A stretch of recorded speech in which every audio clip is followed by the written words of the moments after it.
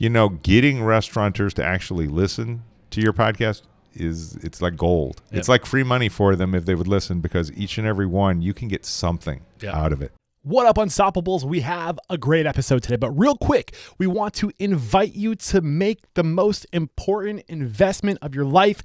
It's not a secret. There's no smoke and mirrors.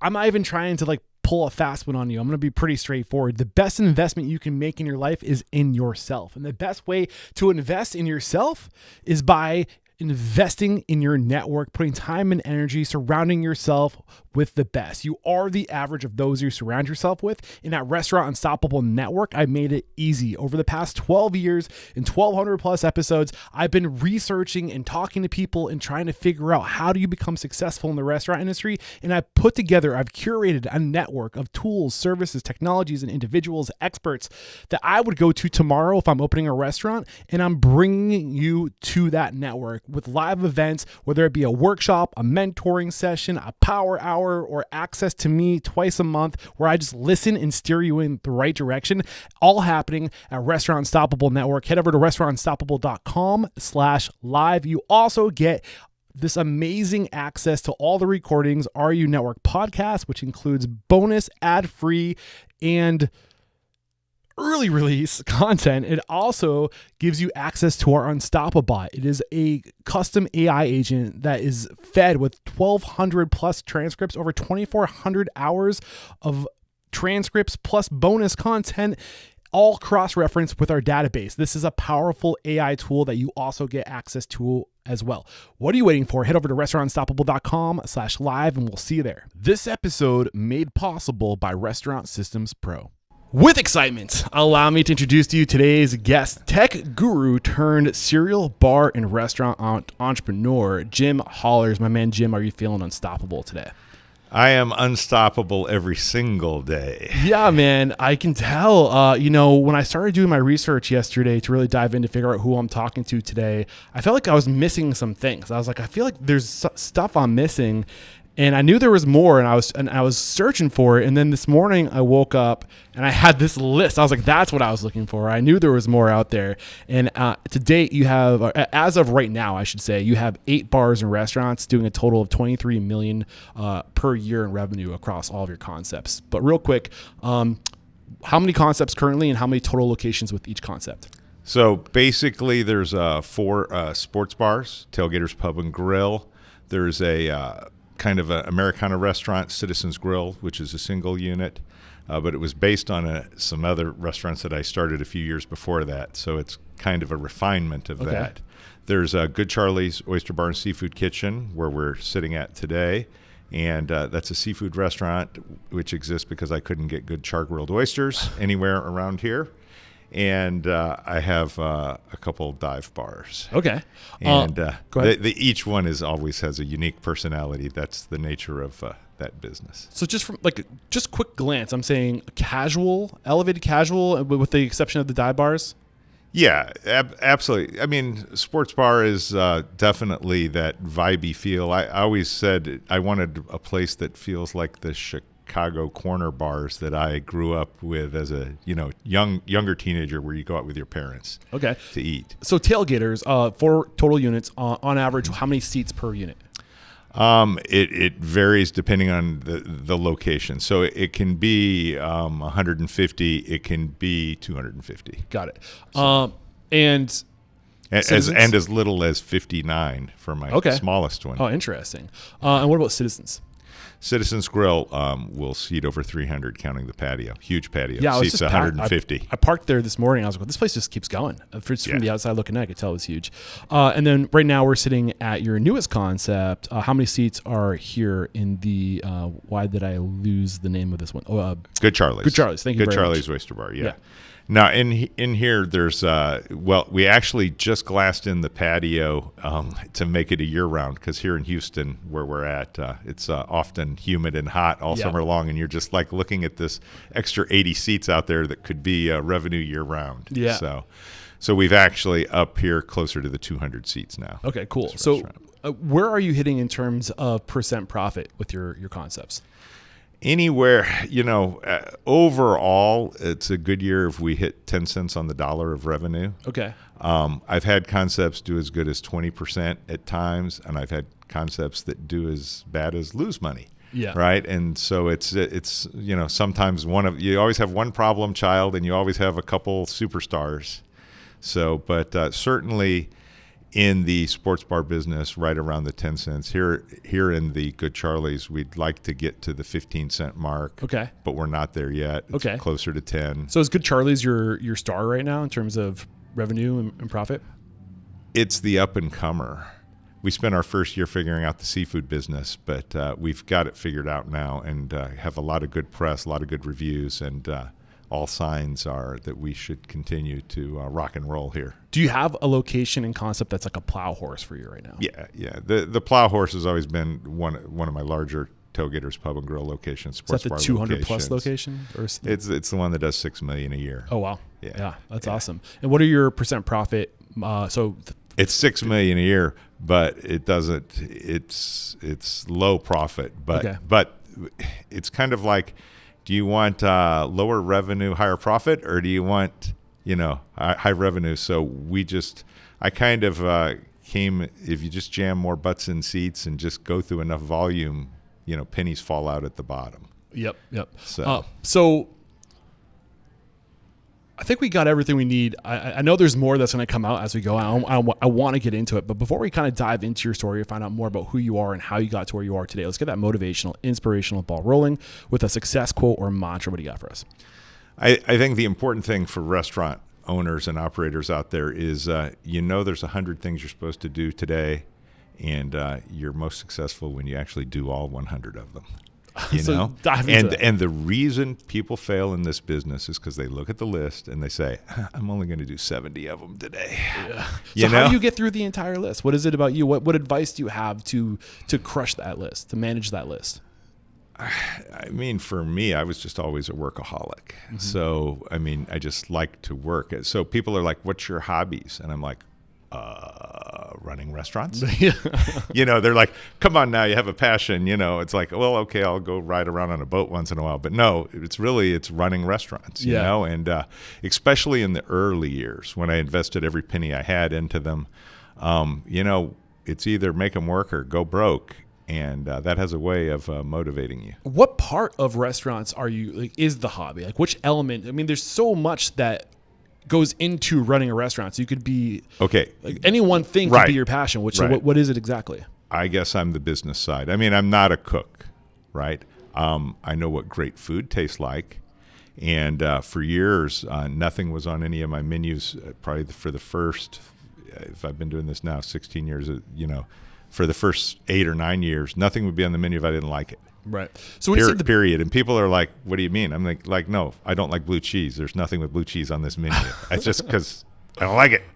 So when you say the business side, even that is a very broad, vertical. There's a lot that goes into business. So what really pulls you in? What are you most passionate about?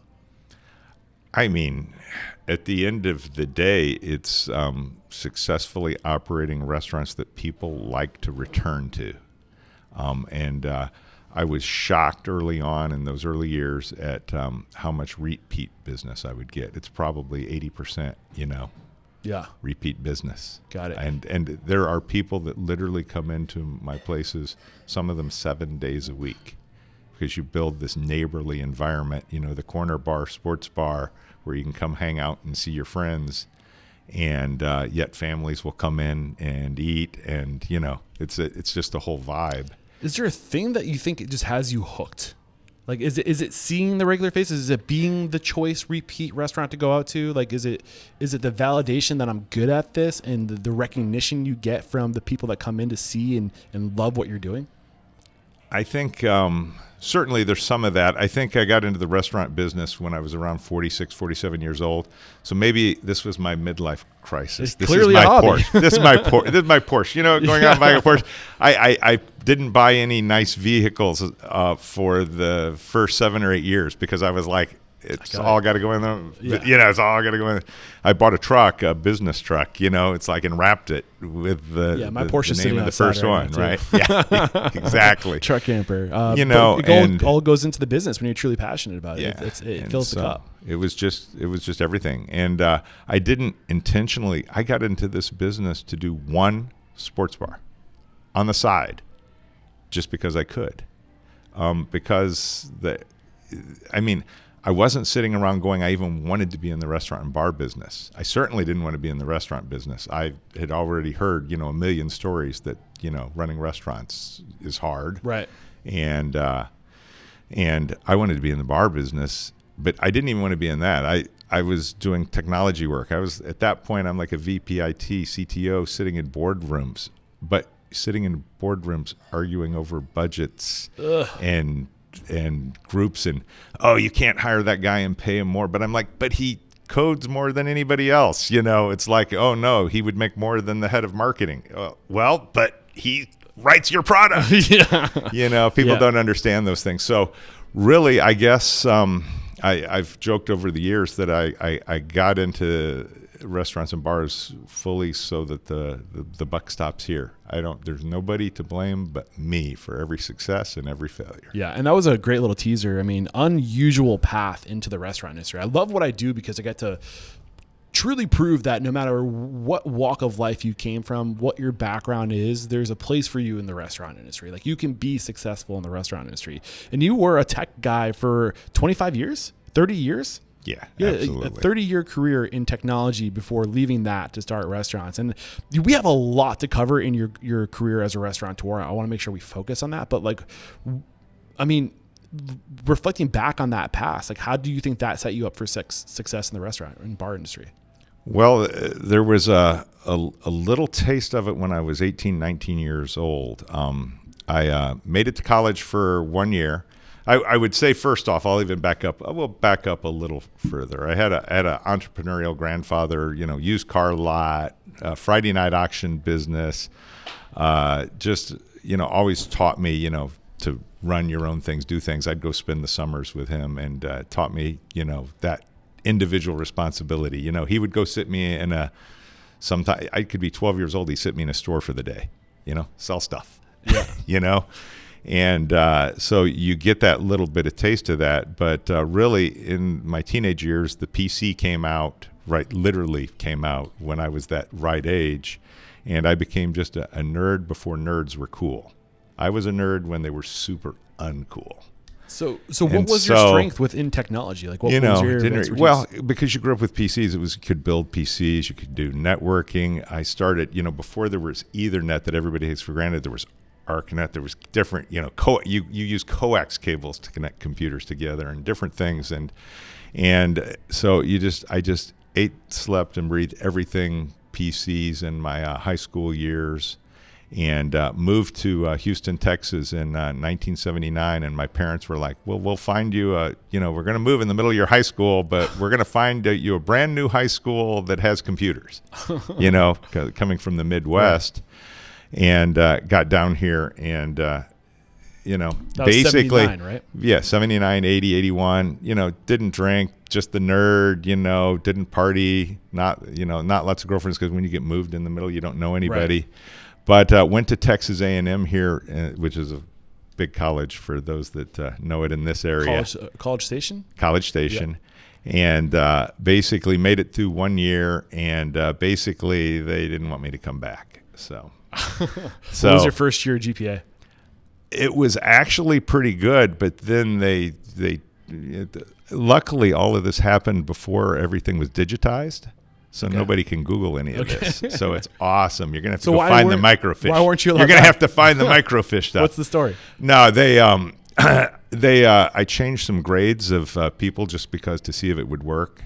And they charged me with tampering with governmental records, blah, blah, blah, and this and that. And they charged me with like scholastic dishonesty, and they turned some of my A's into F's. Oh, man. And I didn't know any better. I should have hired better lawyers, but I was, had no money. You're a kid. You're a kid. The parents are like, what the hell? My parents had moved at that point back to Illinois right when I went off to college. And they moved back up to Illinois and they bought a bar. Interesting. And they had it for 10 years, Haller's Tavern, in a little town called Taylor Springs, Illinois, which is... So your grandfather was in the business. Your parents got into the business. Not the restaurant business. My parents did go into the bar business. Got and it. I would go visit them once or twice a year, but I stayed down here in Houston. I was like, see y'all later. I'm never going to go back and shovel snow again or I don't blame you. anything There's a else. reason why I drive south in the winter. So you... It seemed to work out for you, even though you got kicked out of school. Well, I got kicked out of school. I went to work for a little local video store and computer store. Taught some people how to use their brand new Apple II computers, and met a guy that owned 4 nightclubs. Okay. And these were high volume nightclubs here in the Houston area. 1 rock and roll, 1 Hispanic club, or they were Latin clubs back then, and 2 black clubs. And these were the kind that packed, 1,000 people in them kind of restaurants. And he hired me because he had bought a computer and he wanted help doing his accounting and his payroll and his inventory. Okay. Well, that's smart. I mean, back in the day to use technology for those things. So most restaurant owners today don't use technology for those things. People back then in the 80s, they would buy computers and then they'd be like, all right, what do they do? Right. I want them to help. And so I would help people doing that. And actually in the mid 80s, I started a company called PC Solutions and did 5 years of literally going around. People would go out and buy a PC like the IBM XT original, and they buy like a canned accounting system. And they'd go like, okay, now how does it run my business? How does it help me in my business? And I go like, well, now we have to write those parts. They don't exist. Right. Now we just have the tools to and start. I didn't go to school for accounting, but I would say I spent most of my 80s, probably well over half of it, helping people build accounting and inventory control, sales order entry. I find that and those kind of things. And of course that's, hugely helpful later when you need to read balance sheets, profit and loss statements, and all of this. I find it very interesting that restaurant owners suffer from that same infliction today, where they think they can go buy the thing and their problems are solved. And you see it like they just go buy the computer. All right, my problems are solved. I'm just going to go buy Restaurant 365. My problems are solved. I mean, that's just the foundation to be able to start. We can talk about Restaurant 365 because I dabbled with it briefly, and then I was like, oh my gosh! But it's just the beginning. You gotta swing the tools. You gotta know how to use the tools. So, what lane did you develop by the time you're pumping on all cylinders? So in the nightclub business, the real things that I learned there was cash management. They'd carry briefcases of cash out. The owner of the company took a liking to me, so I hung out with him every day, hung out in all the bars, and I built computerized light shows. I became a DJ. Okay. Started dating the bartenders. So this is where you get the bug. Started dating the bartenders. It certainly exposes you to a lot of that.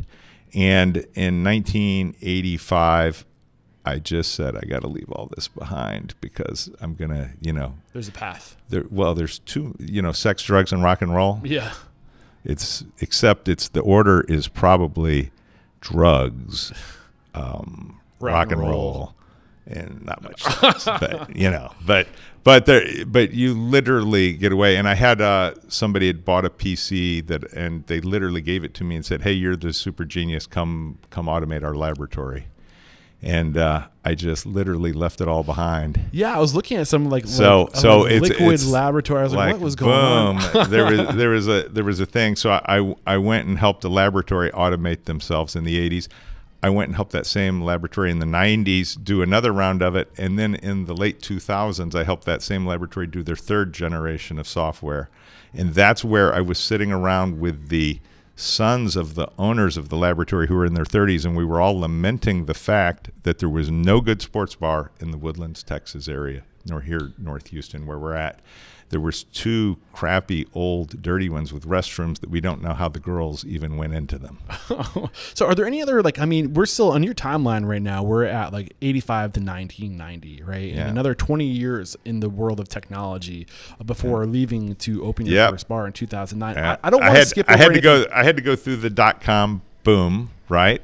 And I did end up going to work for a company, and actually a lot of the 95 to 2000 period, I started doing a lot of credit card back ends for websites. They wanted to do these subscription models. They bought these engines and stuff. And so I had to learn how to talk to credit card processing Man, this is going to be a good portals. conversation. I have a feeling we're going to be getting some credit card processing rate. And you can get into all of that. And then Google AdWords was even born in the early 2000s. I was working for a company, and I'd started as basically, it's kind of like you were talking about technology. A sales guy had come to a $150 million VC-funded startup, sold them a billing engine, and then they're like, okay, make it work. And we're like, well, you bought an engine. Now we got to build the whole car around it. Right. And so I would sit there day and night because they're like, hey, we want to go live in, 90 days, 120 days. We bought this so we didn't have to. I'm like, no. That's how I felt when I bought these cameras. I was like, okay, I got the cameras. Now we can just go. And I was like, oh shit. Now I got to figure out how this thing turns out. Like, like now you got to figure out how to use the tool. It's like, it's just technology doesn't take care of itself. You still got to learn how to leverage it. Yep. Yeah. So, you sit around a company, they had 300 employees. You look around this company and you go, there's 80 some people in marketing. There's, 60 people in the IT. I look around, I say, I could run this place with like 10 people. Well, the .com bust happened, and I got to run this place with 20 people because I was the last consultant in the place when they made me like the VP of IT and got rid of everybody, downsized, moved office buildings, liquidated. So went through all of that bust, but kept the company alive to where they could sell it. They probably got some of their money back. I mean, they maybe sold it for 40 or 50 million, after burning through a lot. But that was an interesting time. I sat in a boardroom then where Ken Lay was on the board. He's the Enron guy. And Rod Canyon was on the board. And Rod Canyon was the founder of Compaq. And I would sit with him, and he would look at me and go, we're just going to do what that guy says, and technology-wise, because they don't understand it. And the same way when you come into the restaurant business, people don't understand the technology, right? You just hope it works. You buy it. So at the peak of your technology career, what were you doing?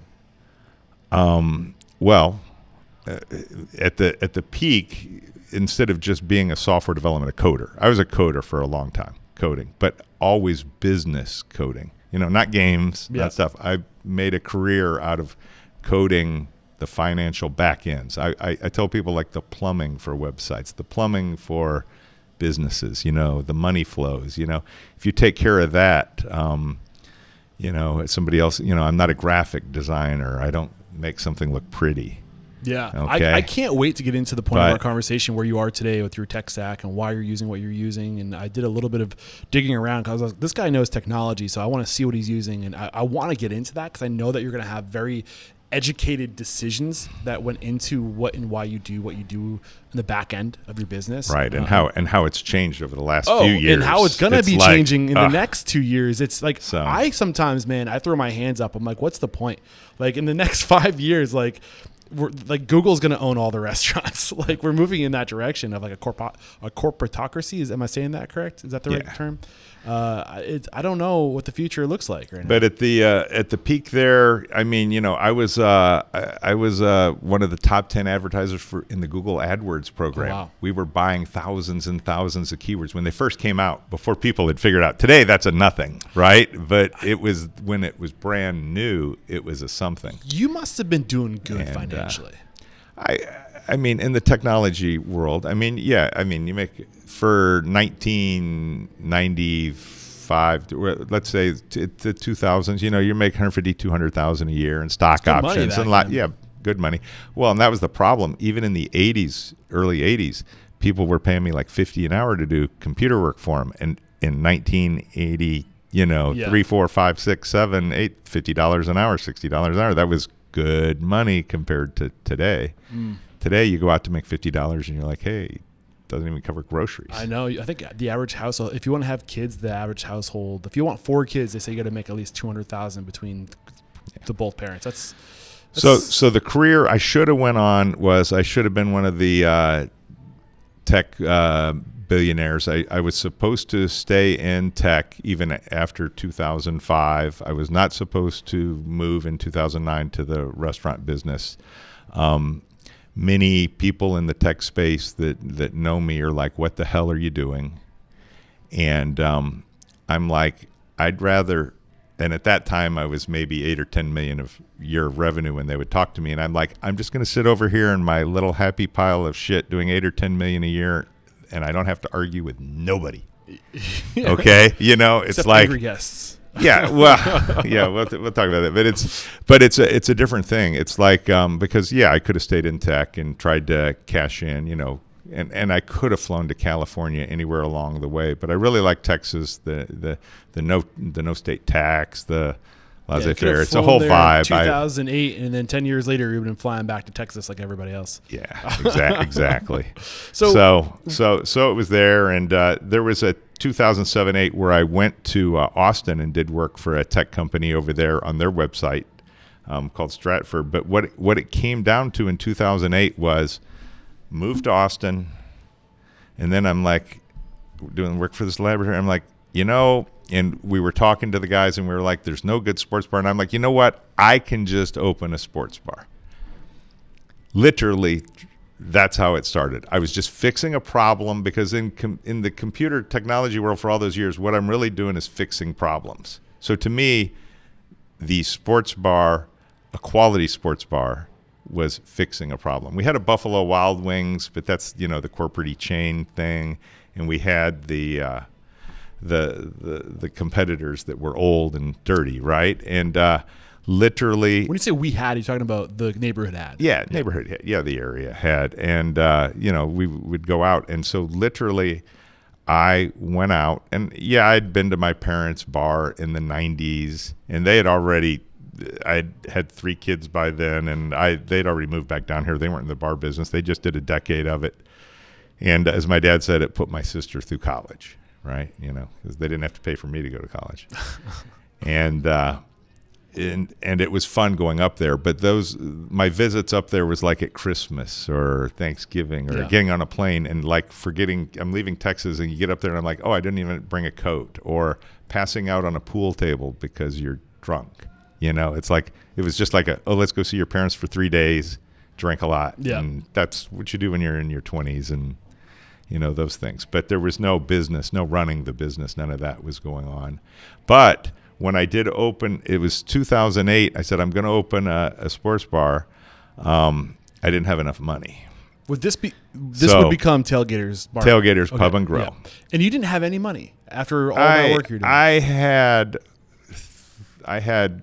$300,000 of stocks invested in Apple, Google, Amazon, and I cashed them all out. Oh, my God. To open my first bar.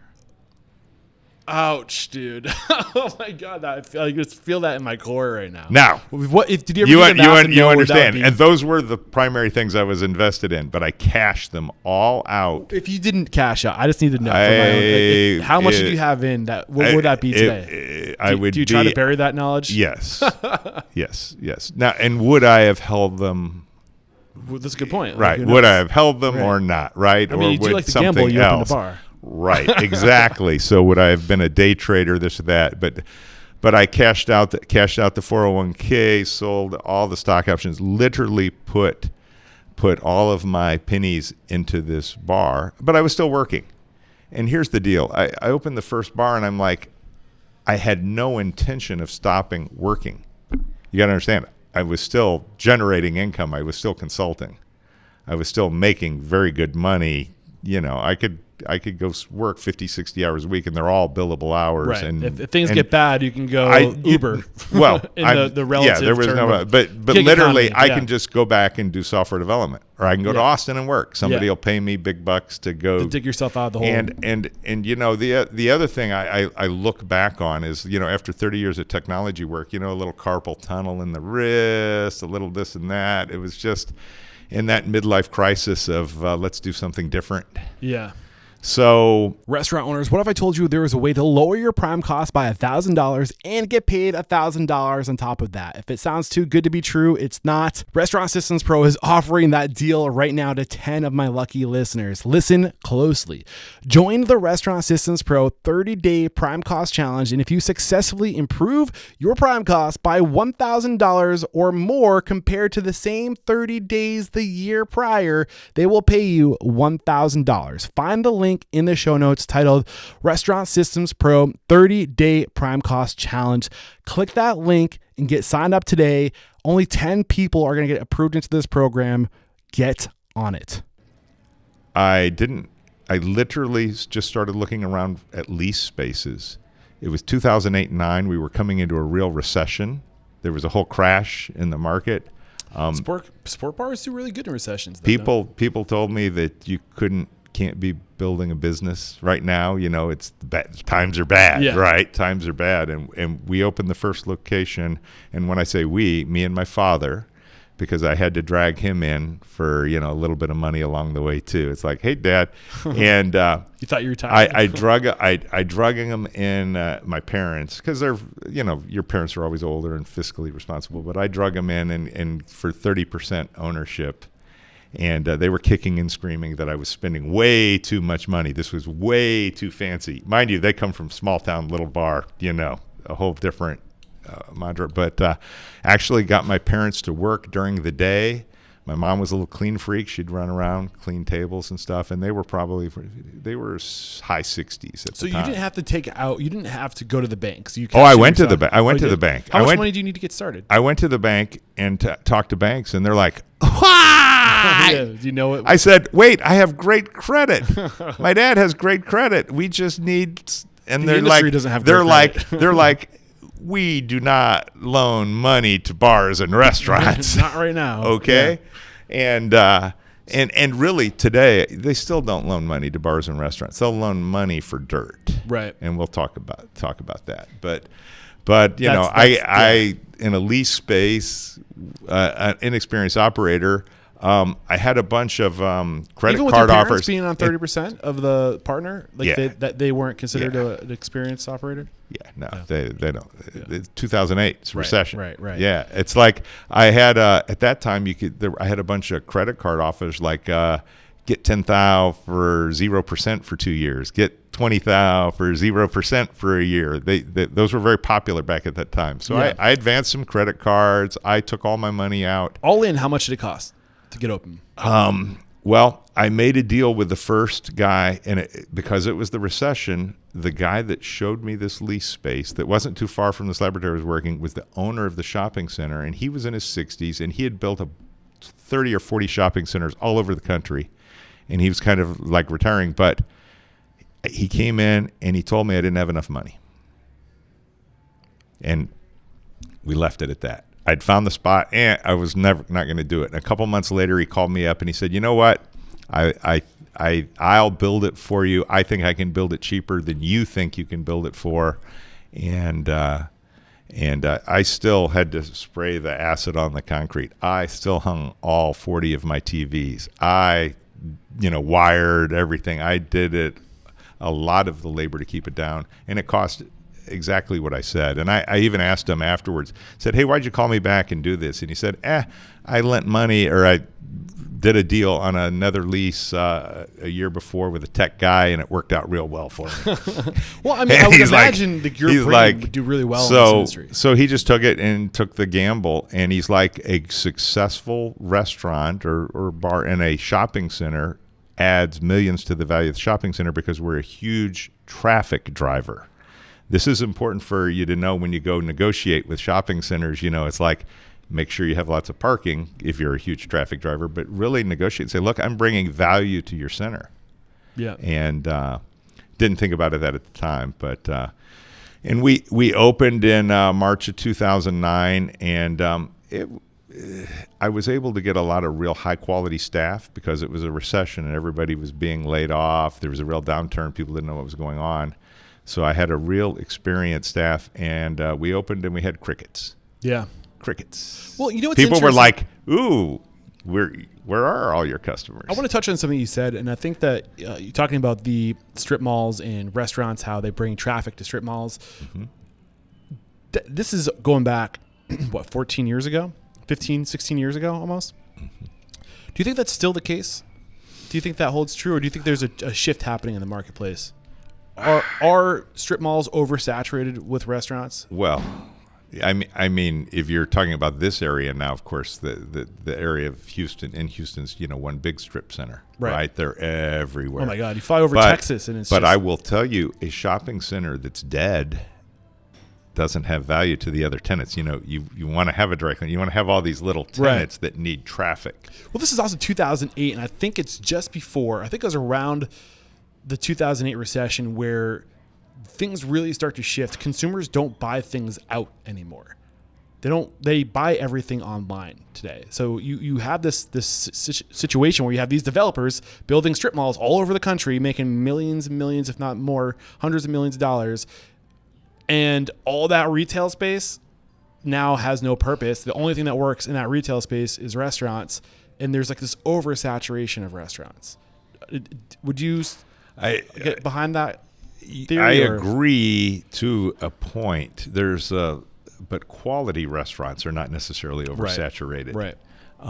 There's plenty of restaurants that come along that just, here today, gone tomorrow. Yeah. And sometimes they're even really good craft, like a young person getting into this business, because I've met a lot of great chefs, right?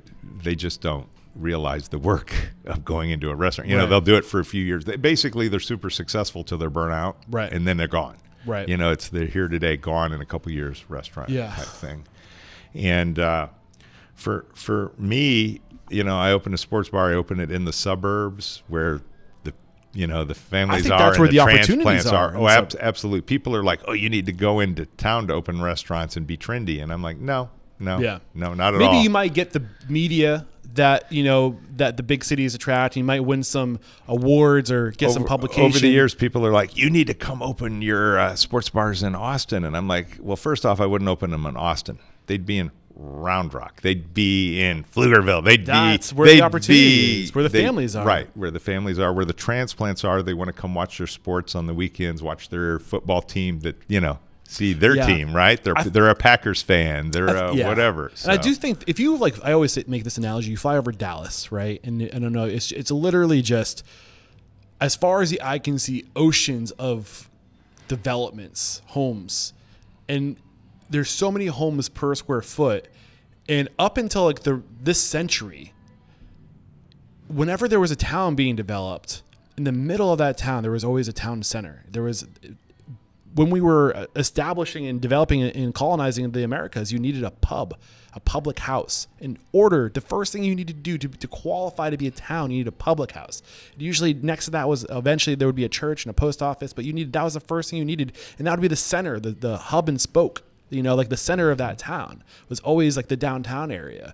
And there would be fewer homes in that town than there is in a 10 by 10 square mile, footprint in Dallas with all these homes is packed, but there's no community center in that space. I feel like you got to drive 15, 20 minutes away to a strip mall sometimes. I don't know this area as well as you do, but I feel like there's more. I guess what I'm trying to say is I think there's more opportunity right now if you take down a couple houses and just put the restaurant in the middle of the community. Look, this sports bar down the street that's $6 million is miles away from the interstate. Yeah. Miles away from any chain restaurants. There's a Chili's a half mile away from it. And normally Chili's, I happen to know the director of operations for Southeast Texas. He's like, Chili's do really good, except for the one by your place. Right? And I'm like, well, it tells you something if you can give people a quality product, because they're like, normally if a restaurant opens next to a Chili's, it doesn't do as good. Right. They say their statistics. Right. And I'm like, well, you're the boring place. I'm the fun place. Yeah. And I know it's more complicated than just putting a restaurant in the middle of a residential. It's a residential. You can't put a restaurant there. It's not zoned that way. But luckily here in Texas, we don't have a lot of zoning to deal with, especially where there's no incorporated areas. Well, it's good and bad. You get now we're a traffic parking lot, and everybody has moved. Montgomery County, where we're sitting, has more people. Like the number one or number two destination for the whole United States. We're literally a parking lot. And 10 years ago, they predicted it, and they said, well, let's plan for the roads. And they said, oh, you can't do that. Yeah. So what do you mean? I said, oh, you have to get the crowd. You have to be a parking lot before you get the money to build the roads. So we're at the parking lot part of this phase without enough roads right now. Yeah. And I moved to this area where we're at to live in the country on a couple acres rather than be, a sardine in a box. It was the end of the industrial age that maybe it was the second industrial age that, people went from everyone was spread out. It wasn't until the 19th century that there were more people living in cities and across the country. Right. And it was because that's where the opportunity was. Because when the industrial age came to a screeching halt because of the advancement of technology, it was about corporate America, and you had to go to the city to get the corporate job. But now that there's a swing happening in the opposite direction, everyone's vacating the big cities because they can work remote. Why would I take this New York City paycheck and live in the city when I can go to Idaho and buy a golden toilet? Sign me up for that. And not only that, the quality of life is to...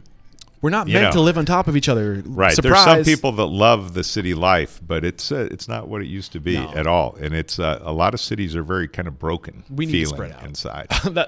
There's a ton of all the momentum markets. The Midwest is on fire right now with opportunity. And there's so much opportunity. If you don't need to live on the water, go to the Midwest. There's opportunity there. So 2009, go ahead. Yeah. So we opened. Crickets. We opened Crickets. We're like, oh, well, this Facebook thing I knew a little bit about from being in technology, but it was still, back then they were even called fans, not followers. You had fans.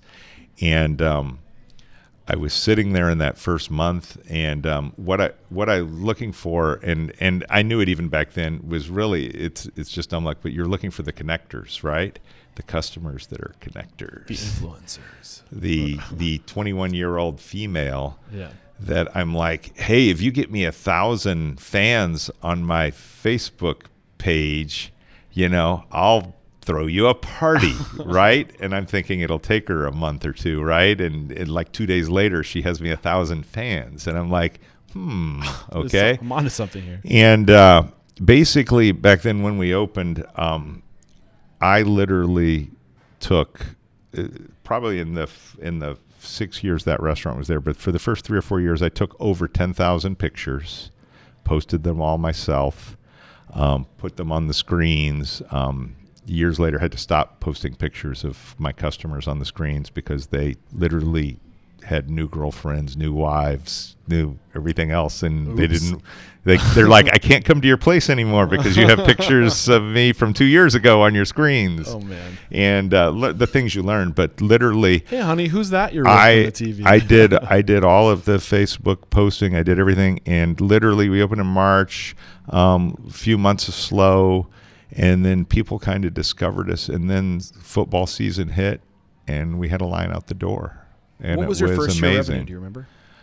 It was we were hitting at that time. I was excited when I hit like 180, 200,000 a month. Oh wow! I thought I was super excited. What was your best year with? But we were selling $5 pitchers of beer. I was selling at that original location.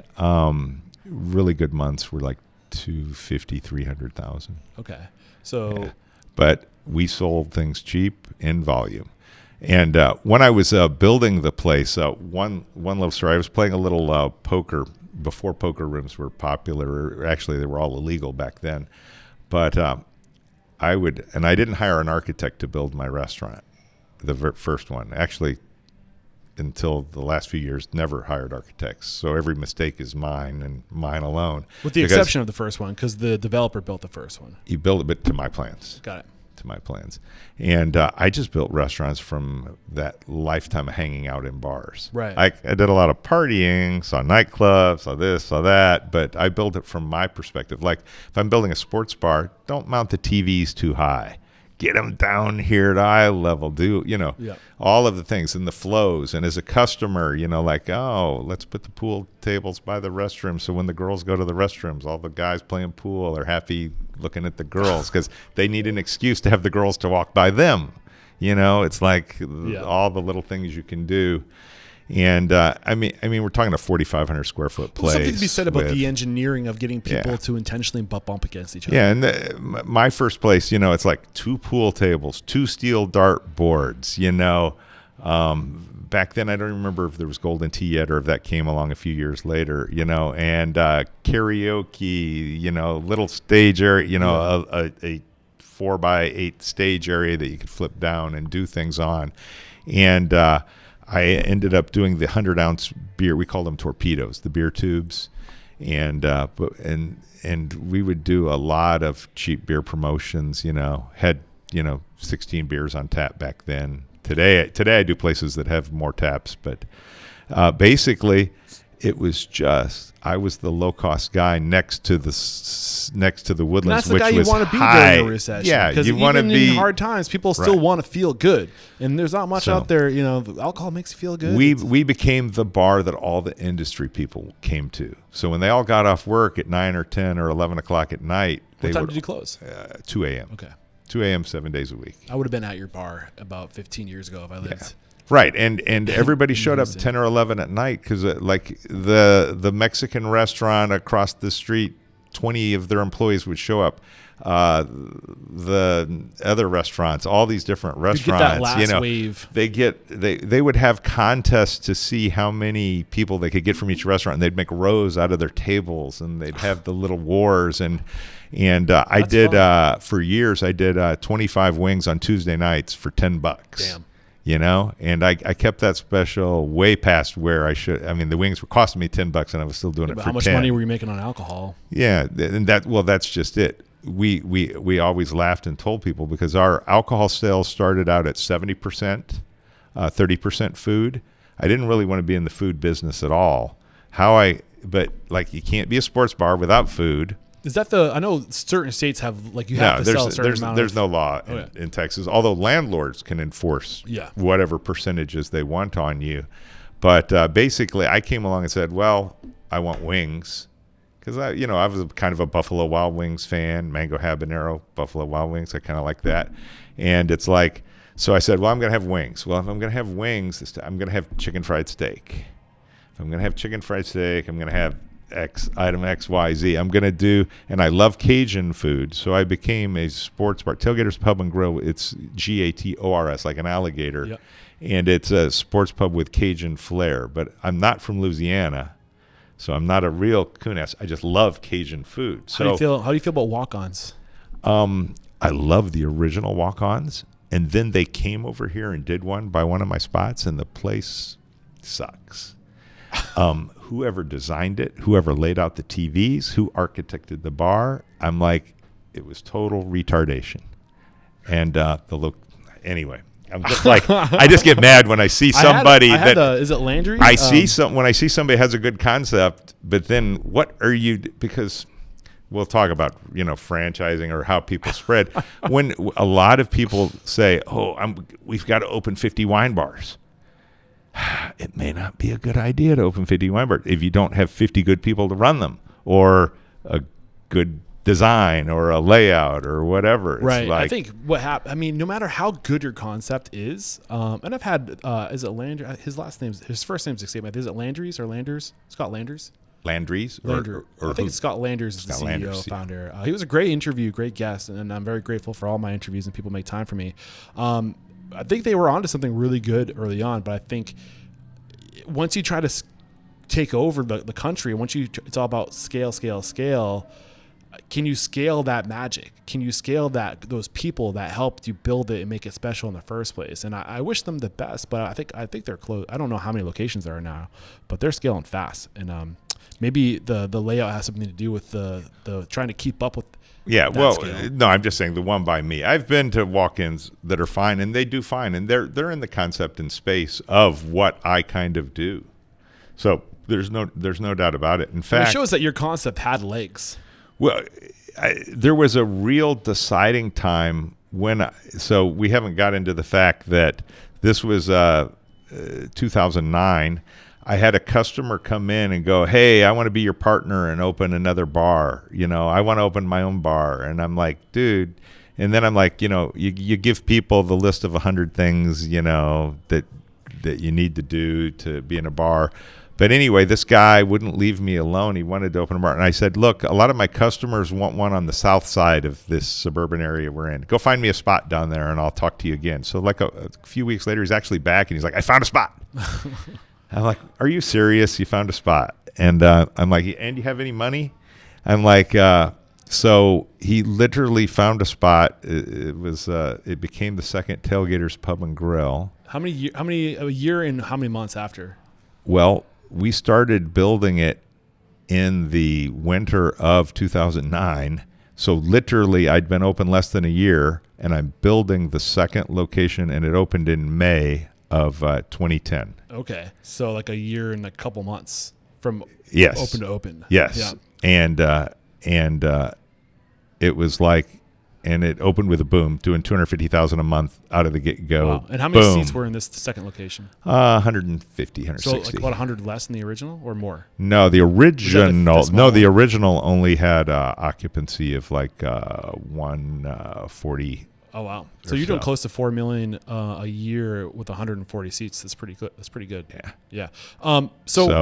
So that original location though was the $3 million. The new one opened up at $250 a month. It was going much stronger, and it turns out that maybe you shouldn't be a partner with like random guys that walk in and say, I want to become your partner. That was my next question. You've been sharing a lot of success. What were your challenges in the first year?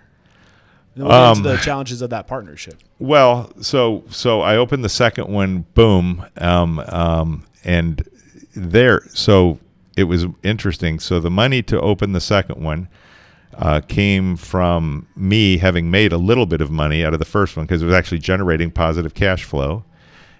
Two, my friend in the technology space, one of my friends that had made money, who wouldn't invest in my first one with me when I asked him, suddenly was interested in investing in the second one. Nice. And the guy that showed up, basically, me and my friend were 51%, and this guy I found and a guy he found was the 49%, right?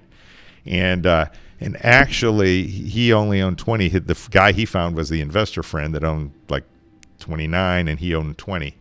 And for 20%, and his 20%, it turns out like his parents had left him some money. He inherited it, so he didn't know how to earn money. He just had some money. Gotcha. Anyway, we can fast forward to number 2, but it lasted like a year and a half, and you got to get divorced. Yeah. So 2009 you open your first. Within a year and a couple months, you have your second location in 2010. December 2010, you opened Stadium Bar and Grill, and then December 2010. Is that the same year? Yeah. So you open your third. So you go from 1 to 4 units in a right, and at that point, my food supplier Cisco thinks that I'm going to be the next guy to open 50 units. All over town, they're like so excited. They're like, hey, because basically what happens is I open the second one in May, boom, it's booming. Another empty shopping center, because remember this is the 9-10 recession, so there's a lot of empty space sitting around. There's my third Tailgators Pub and Grill was a sports bar that had opened. So people are looking for like this guy's got it. Throw him opportunity. Landlord. People hungry, salivating. Yes, they come make opportunities for you. Now the Stadium Bar and Grill was a little different. One of my guy bartenders, he was the anchor in the well, high volume bartender. His parents owned a bar in 10, 15 miles from us called Stadium Bar and Grill. And I'm like, how come you don't work for your parents? And he's like, oh, no, I can't work for my parents. So this is your first bar rescue. This is my first bar rescue. But he's like, my parents, the tax man's going to lock the door, and maybe you can go help them out.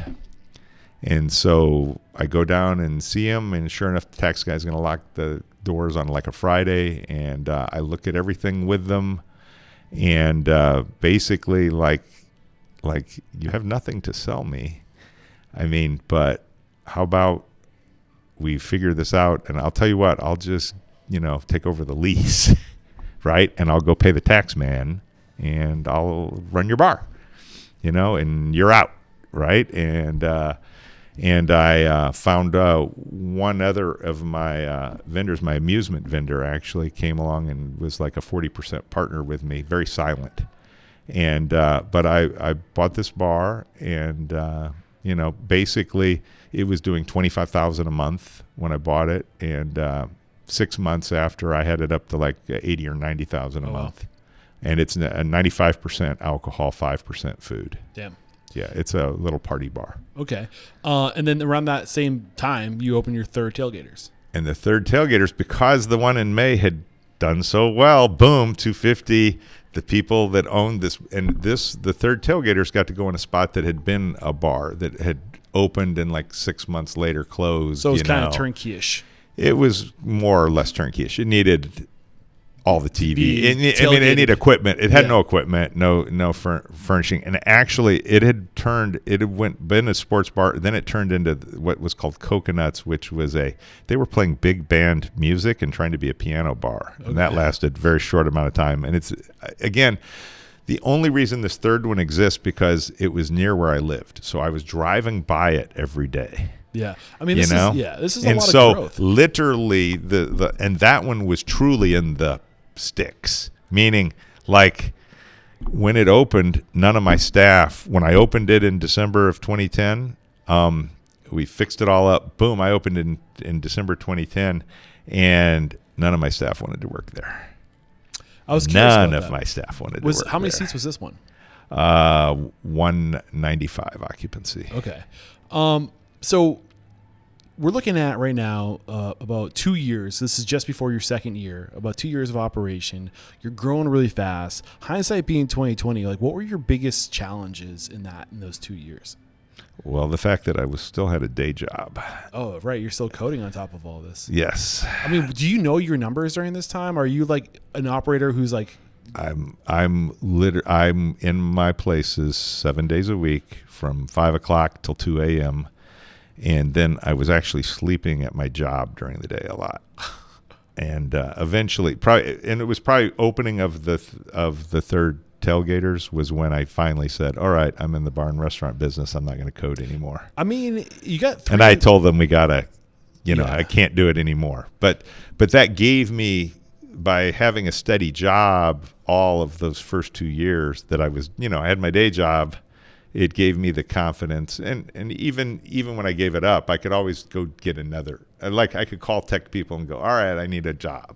Right? Yeah. It's like, I always had an out. Right. So I could take this risk, being a gambler. But I was like, if it doesn't work, I go back and, So if you were, code. I'm kind of curious. So like, you're making money with these bars, Yes. You had decent cash flow. I mean, yes. You're doing over $1 million of revenue between all the locations. Probably what, like 150,000 per location on average? Yeah, I mean, I bought some trucks. I bought a truck for my father and me, and paid cash. Suddenly there was money. Well, back when trucks cost $30,000 a year. Like, why even do that if you could have just gone all in on the restaurants? Lots of money. Yeah. Lots of money. In other words, and I had my parents at the first one during the day and hired people, and everything just worked. Now, the third one that opened, though, was not a money machine. It was break even at best. Oh, it's the flagship now. Oh, really? It's the flagship. It's funny how the far out there location is probably now. Well, because the burbs moved to it. Yep. Okay. It became literally within 2 miles of it is 100,000 people today. Wow. If you can get ahead of that curve, if you see that momentum and you can get that, I mean, go to where the opportunity is going to be, not where it is. Right. Well, except you might go broke waiting for them to show up. I mean, not everybody has that privilege of having that long of a runway. I knew they were going to open up a road. It was on the plans to have a road opened up that literally all these people trapped in the back of this neighborhood, that it was a 30-minute drive to the front of their neighborhood to get to restaurants, but I could be 5 minutes away. Yeah. As soon as that road opened up, and it did open up after the third or fourth year. Yeah. So this is like almost 16 years ago, right? Knowing what you know now about bar and restaurant operations, looking back at that version of yourself in these early years, and I think something's going to come out real soon about partnerships. But before we open that can, what advice would you give yourself knowing what you know now, looking at that past version in terms of? Well, you've probably heard it a million times. Just don't have partners. Yeah. Just don't have partners. It worked out because the partner that got me into the second one, I wasn't really thinking about doing a second one, but he kind of like found the spot. I looked at it. I was like, oh, we have lots of customers down here. We can make a go of it. I wrote in my LLC operating agreement that we won't drink in our place, that we won't do, I put a list of things we won't do because I kind of saw the nature of this guy, right? And it turns out it really doesn't matter what you write in your operating agreement. Right. I mean, those operating agreements give you the ability to get out of agreements if things are being broken, or you can prove that they're not operating to the agreement, but they're still going to happen until somebody gets called out. So it was 2012 when that second Tailgators location basically, and I didn't. We basically sued each other, and he was wanting to have sex with the employees and do cocaine on the bar. And, all of the kind of things. Yeah, you want to get out of those that. kind of people want to do, and we're in serious business now. All of my staff love me, and they wanted the real problem. What I got taught, the big, super important lesson. My lawyers taught me: take the money and just go build more things. But I truly wanted it to be mine and to save it. And this guy was just so fixated on he wanted to be in the bar business, to do all of those things that, And he's passed away today from, liver failure. Big surprise. Big surprise. But my lawyers were like, just take the money and open one across the street. Whatever, So you won the loss. So, take the money. What do you mean? So did you take it to court and did you win? Yeah, well, basically, no. Well, we went to court, and the judge says, because I'm like, here's an operating agreement. He's breaking all these rules. And the judge looks at us like, this is a business dispute. Get the hell out of my courtroom. Somebody go buy somebody out. Yeah.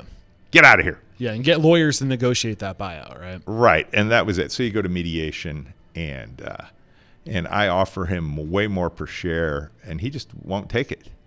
So what are you doing in mediation? And so finally, he and his investment partner, they put the money together, and they paid it. They bought it. They bought the 51% they didn't own, and the staff. And I thought you were 51% and they were 49%. Yeah, they bought the 51. Okay. Got it. They owned the 49, and they bought it. And I let them keep the menu. Just change the name. Boom. Change the name. Let's go down the road. Did it change the name? Yeah, they changed the name. It became Do me a favor, take that Tubelos. microphone and just shift it to the center of the table. Just the whole base, and put it like a little bit in front of you if you need to. There you go. Yeah, perfect. But it became a bar called Tubelos. Okay. And he just kept doing all those same things that had us separate, but it didn't matter at that point, So right? Location 2, which was up in... it was on Rayford Road. 2907 Rayford Road. Rayford, that's right. And that's no longer in the family anymore. You take that Yeah, money. I sold that in 2012, and we used it to go on and do more things. And my friend, remember the friend that wouldn't invest in the first one, had invested. So he got paid, I got paid, and we went down the road. He has invested since then in every other concept that I've done. Oh, cool. There's a little note here that says LLC operating agreement values. So I think there's some lessons you learned from this agreement. Do you not? I mean, you still have partners. There was no buy sell. So after that, I was like, no more partners. Right? It's like investors are okay. Investors are not partners. Yeah. They don't have you're investing in me, and you're rolling the dice that I'm going to do a good job for you, and you don't have any operational say-so whatsoever. They can't come in and tell you how to run your business. Now, I'm a managing partner. There's a avenue for them to vote you out, like they could fire me technically, except if you have effective control of the membership. So, and we'll talk about this. So in the early days, those first bars, like the very first one, I owned 70%, my dad owned 30%, right? The second one, my friend owned, a chunk. I owned a chunk, and it's like my friend owned 10 or 20%. I owned 31% or whatever, and those other guys owned the other part. And the third one, it was me and my dad. And when I did that third Tailgators, my dad was like, hey, I'll take 50%. And I'm like, no, you'll get the same 30% deal. You could have had 50 had you been nicer on the first one. But he was 30, and I sold 10 to my friend, and I was like the remaining part. Okay, so I was like 60%. And then we can jump around here, but the Affordable Care Act came into existence. What year did that come in? Was that 2000? I don't know, somewhere around this time. I will tell you this, the Affordable Care Act, I decided to tackle it a little differently. I decided to make nobody a majority owner of any of my entities. Okay. So you decided to make nobody a majority owner of any of your entities. And different investors in different ones, so they would not combine for purposes of the Affordable Care Act. Get into the details of that. So I pulled up the Affordable Care Act as a result of significant effect, most notably its historic reduction in the number of uninsured Americans through medical expansion in the health insurance. Talking about this, but basically as a small independent, they basically said you have to provide insurance, right? Or you have to pay a $2,000 penalty per employee over so many employees, but you have to have at least 50 employees. Yeah. And you get 35 exemptions per employer, not per location, per employer. Very important definition. Because what happened with it is if you could be nobody, if there was no common control and there was no majority ownership, my locations did not combine for purposes of the Affordable Care Act. So basically, and we jumped ahead to 2015-16. This was more of a 2015-16 problem. This is 2014 is when the Affordable Care Act came out. Right, and so it was a 15 issue. We'll get there. But I structured everything from then on and restructured everything that I had to sell off more pieces. So I found some more friends to buy more pieces. So you're making sure that every entity had different owners, so that you weren't going over that 50 employees. Me and my father could not own more than 49% of any location. Okay, because your parents combine with you for purposes of stock calculations. Your sister and brothers do not. Okay. So you could sell to them, and it does not combine for purposes of ownership calculation. So you intentionally stayed under 49%, so you wouldn't be. Right. The specific so now you cut down your take-home money, because now I'm selling chunks of business off, but I sell them to friends. 10% to you, 10% to you, 20% to you, and that's from then on. Every time I do a deal, I would go find investors. Okay. And the same 5 or fewer couldn't invest in 2 or more. So you always had to bring in 25% new money. And that was to keep the certain percentage of ownership below 50%? Yeah, and below the same 5 or fewer not owning 80% of multiple. Okay. It's a treasury rule for common control, for defining common control. And under 50 employees. And under 50 employees. Or I have some locations that are over 50 employees today, but some of them are part-time, and I push it. But now so the answer is I might owe a small penalty. Like after you use up your 35 exemptions, after you use up your PTEs and you calculate everything out, you only owe this. So by not offering benefits to my employee, and you might be saying, well, what a horrible person, you're not offering insurance. It did cross my mind. I was like, he's going to get some pushback on this. And the answer is, well, at that time especially, the insurance that they required you to offer for the Affordable Care Act, to make the minimum, you only had to offer the 60%, blah, blah, blah. You had the stuff you offered was shitty, okay? It was actually like the employees wouldn't want it. But if I had offered it, okay, you had to get a certain amount of uptake, and it would cost you money, and it would have to raise your prices, right? And people are like, well, that's being irresponsible, blah, blah, blah. First off, guys, Restaurants are not large businesses. They should have never defined it at 50. It was a horrible restaurant. 50. Come on, and we're a large employer. Yeah. We could go on about this for a long time. It should have been like 100. Right. Okay.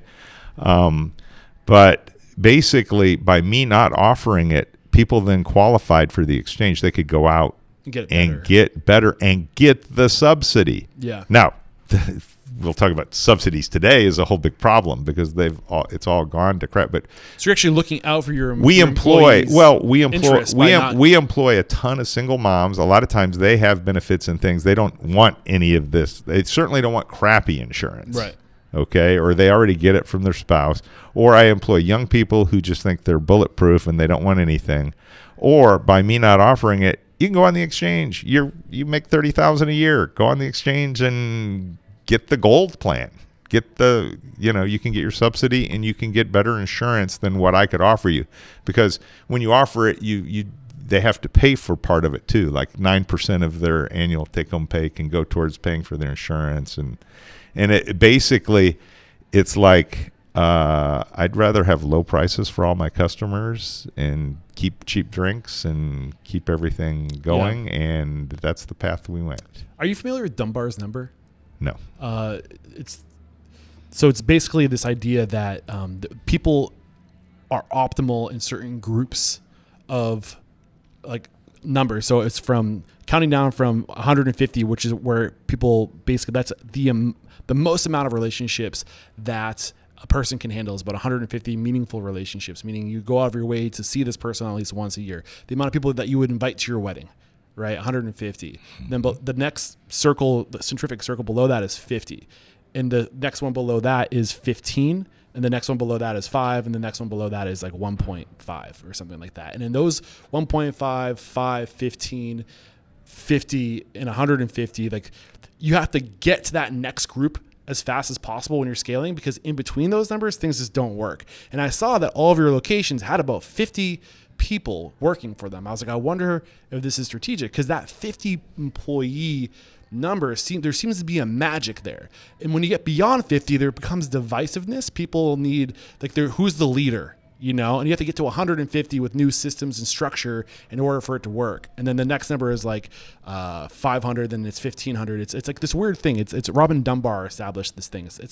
He writes about it in the Social Brain. And I was like, I wonder if that was strategic, because I was like, I think there's something to be said about that number of 50 that's also magic when it comes to scale. It seems like groups of people work really well if you stay under that number. And when you hit 50, open a new location. But now there's benefits in insurance too. I didn't even know. Certainly the lower, so my smaller locations that employ like a team of 40, probably are a more cohesive unit that works better together and covers for each other.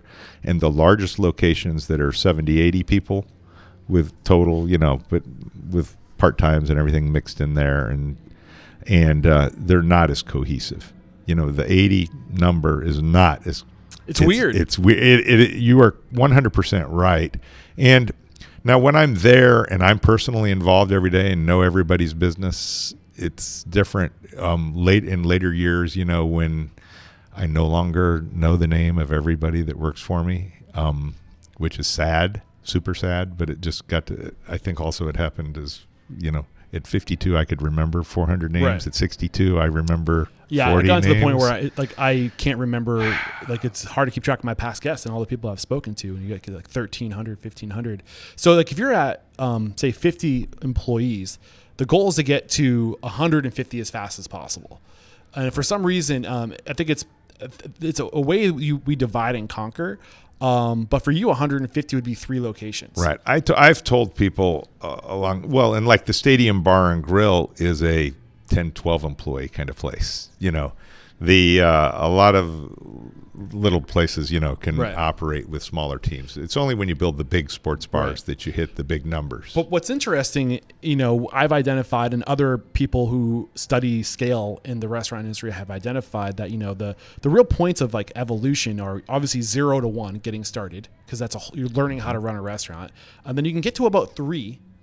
and then you hit a wall, and you have to build the house before you move into it to get to like get to 10, right? There's no doubt that the second and the third is the hardest operationally because you don't have the depth of staff. Right. And when you get to the 4 or 5, when I have a bunch of little, when you have 6 things going on, if somebody doesn't show up somewhere, move somebody around. Right. It may be inconvenient, but your depth, your ability to handle problems, the odds of me having to go in and manage a shift today are near zero, right? Not zero, but near zero. Whereas I could do it if I had to do it, but but in those early years, the odds of me managing a shift was almost a sure 100. Yeah. It is just interesting because there is a correlation with the Dunbar's numbers and the points at which people start to hit resistance in scaling their restaurants.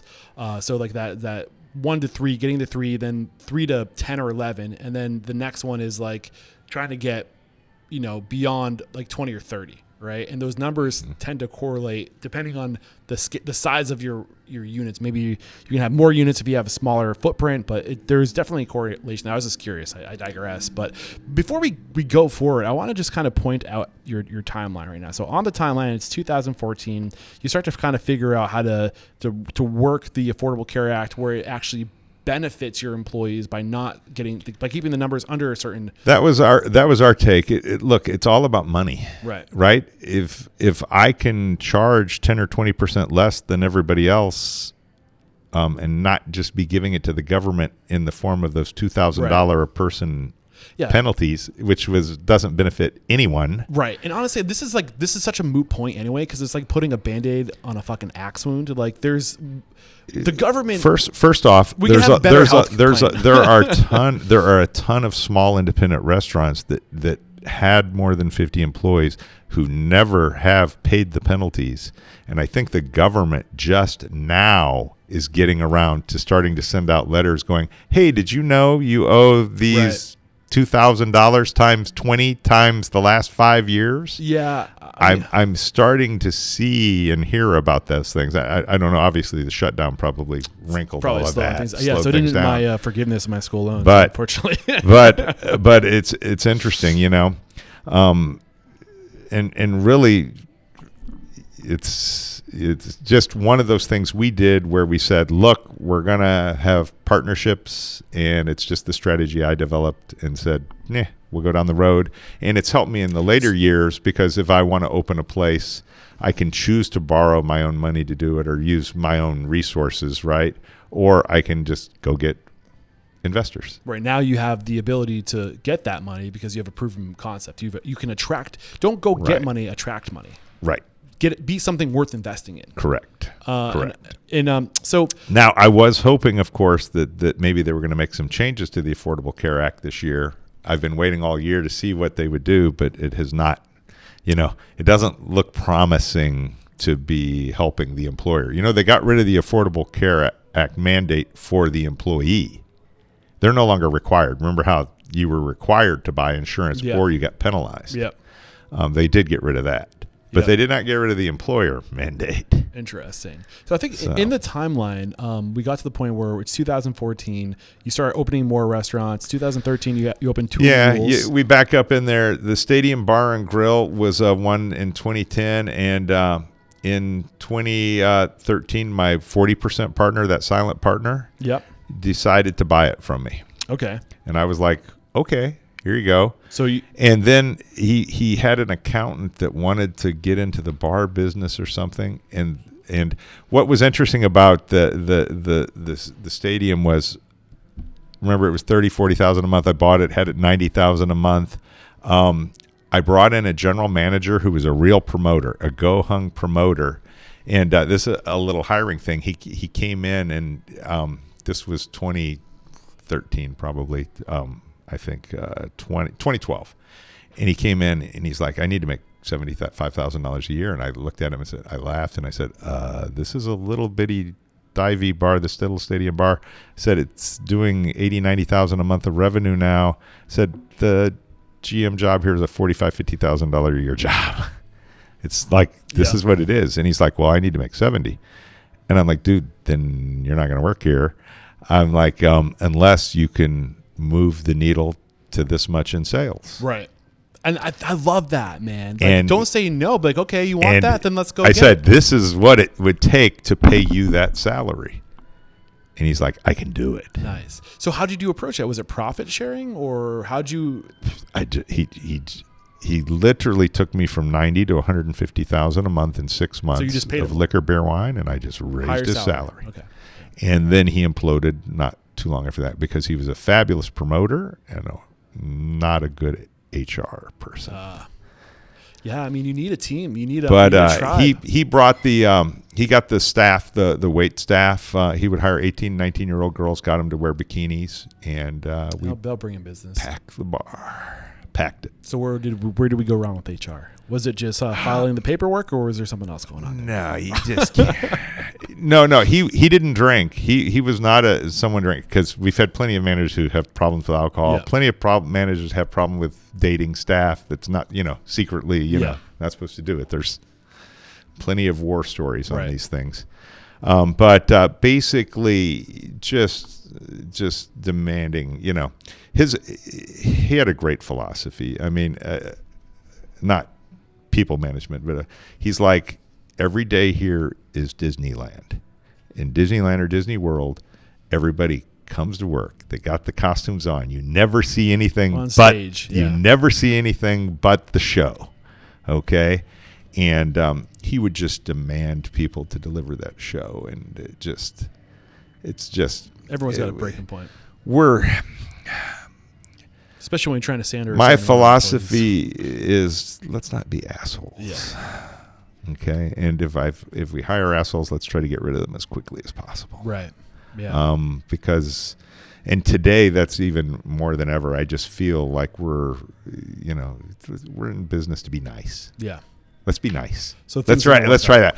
I had anyway. So Restaurant owners, what if I told you there was a way to lower your prime cost by $1,000 month over month and get paid $1,000?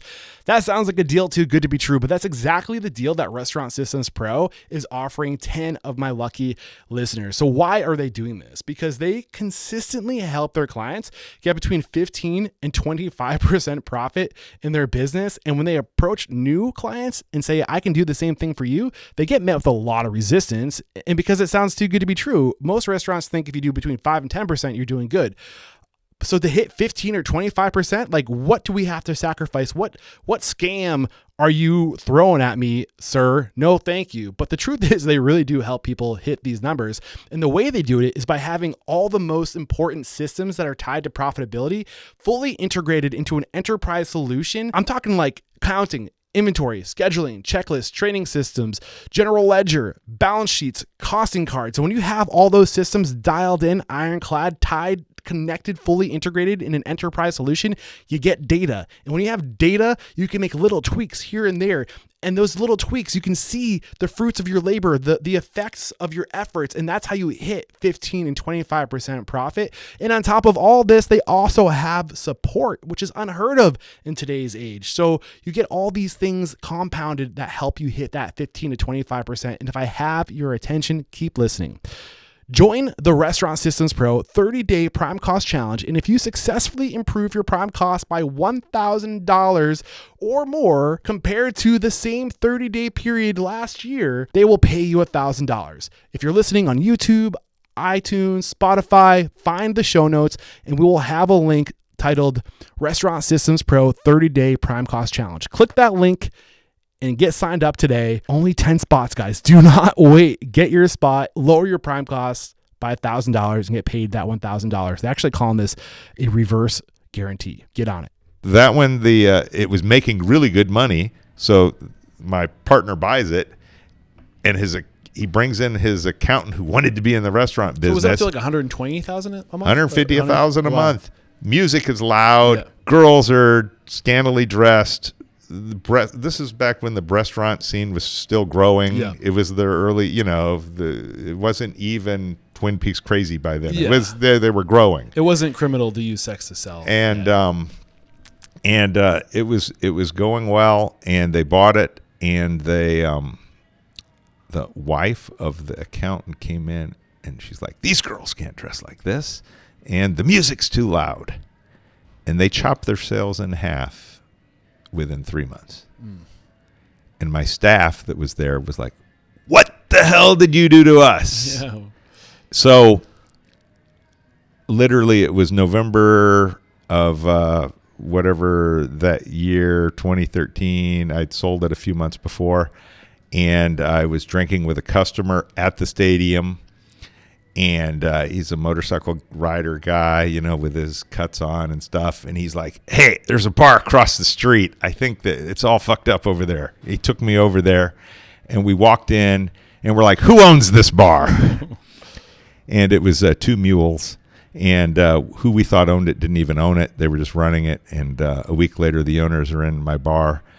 And they're like, my son opened this a year ago, and we spent, a couple $100,000 and it makes no money. And I'm like, yeah. And I'm like, tell you what, how about you sell me the bar? And they're like, great, we want to sell you the bar, but I'm not going to pay you any money. They're like, what? And I'm like, nope, I'm not going to pay you any money, but I'm going to fix your bar. Okay. And I'm going to keep you owning 40%. And pay you on the profit. This is what, was it Corey Sanchez from Main Street Millionaire? This is her approach. If you're taking over a bar, go be someone's exit strategy, no money down, and just take over and then give them a check every month. Here's your cut. Until you pay him back. And I told him you're going to start getting a check. It's not a loan. It's not an investment. You're now a partner 40% forever.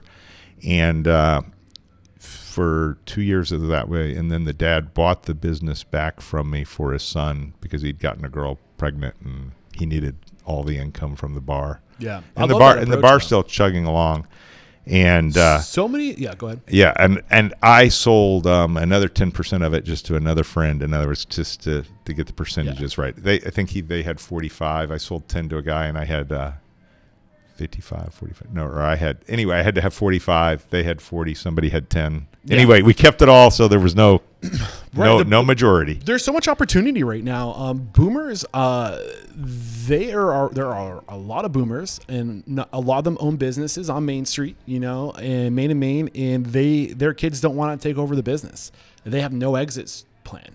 And, if you just start approaching, if there's a place in town that you admire, the location, the vibe, just go in and start establishing a relationship, start there and find out some information. If it seems like what's your plan for the future? Just start collecting data and, establish rapport and make an offer. Like, what's this place valued at? Like, don't try to screw people over, create a win-win. Like, you want to get out of this. You're getting old and tired. I love this place. Like, I'm looking to get in. Like, that approach, I think, is the way to go. And the ones with profit, of course, are a lot easier. I'm only looking at the ones that are broken, right? Like seriously broken. I walked the Two Mules bar when I bought it. They had built the bar for walk-up height, and then they put regular bar stools at it. Awkward.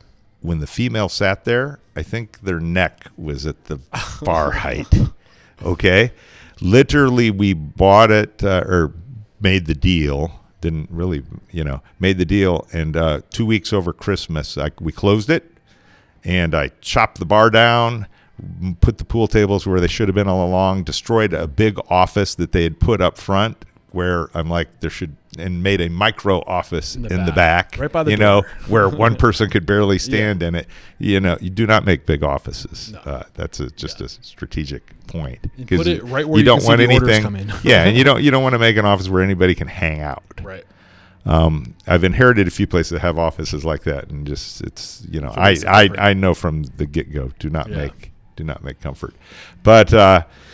It worked out there, and then about this time, there's a little story. I battled with my very first bar happened to be in the city limits of Conroe, Texas, and I normally like to be in the county because there's a lot less regulations to deal with, but the city came along and passed a no smoking ordinance.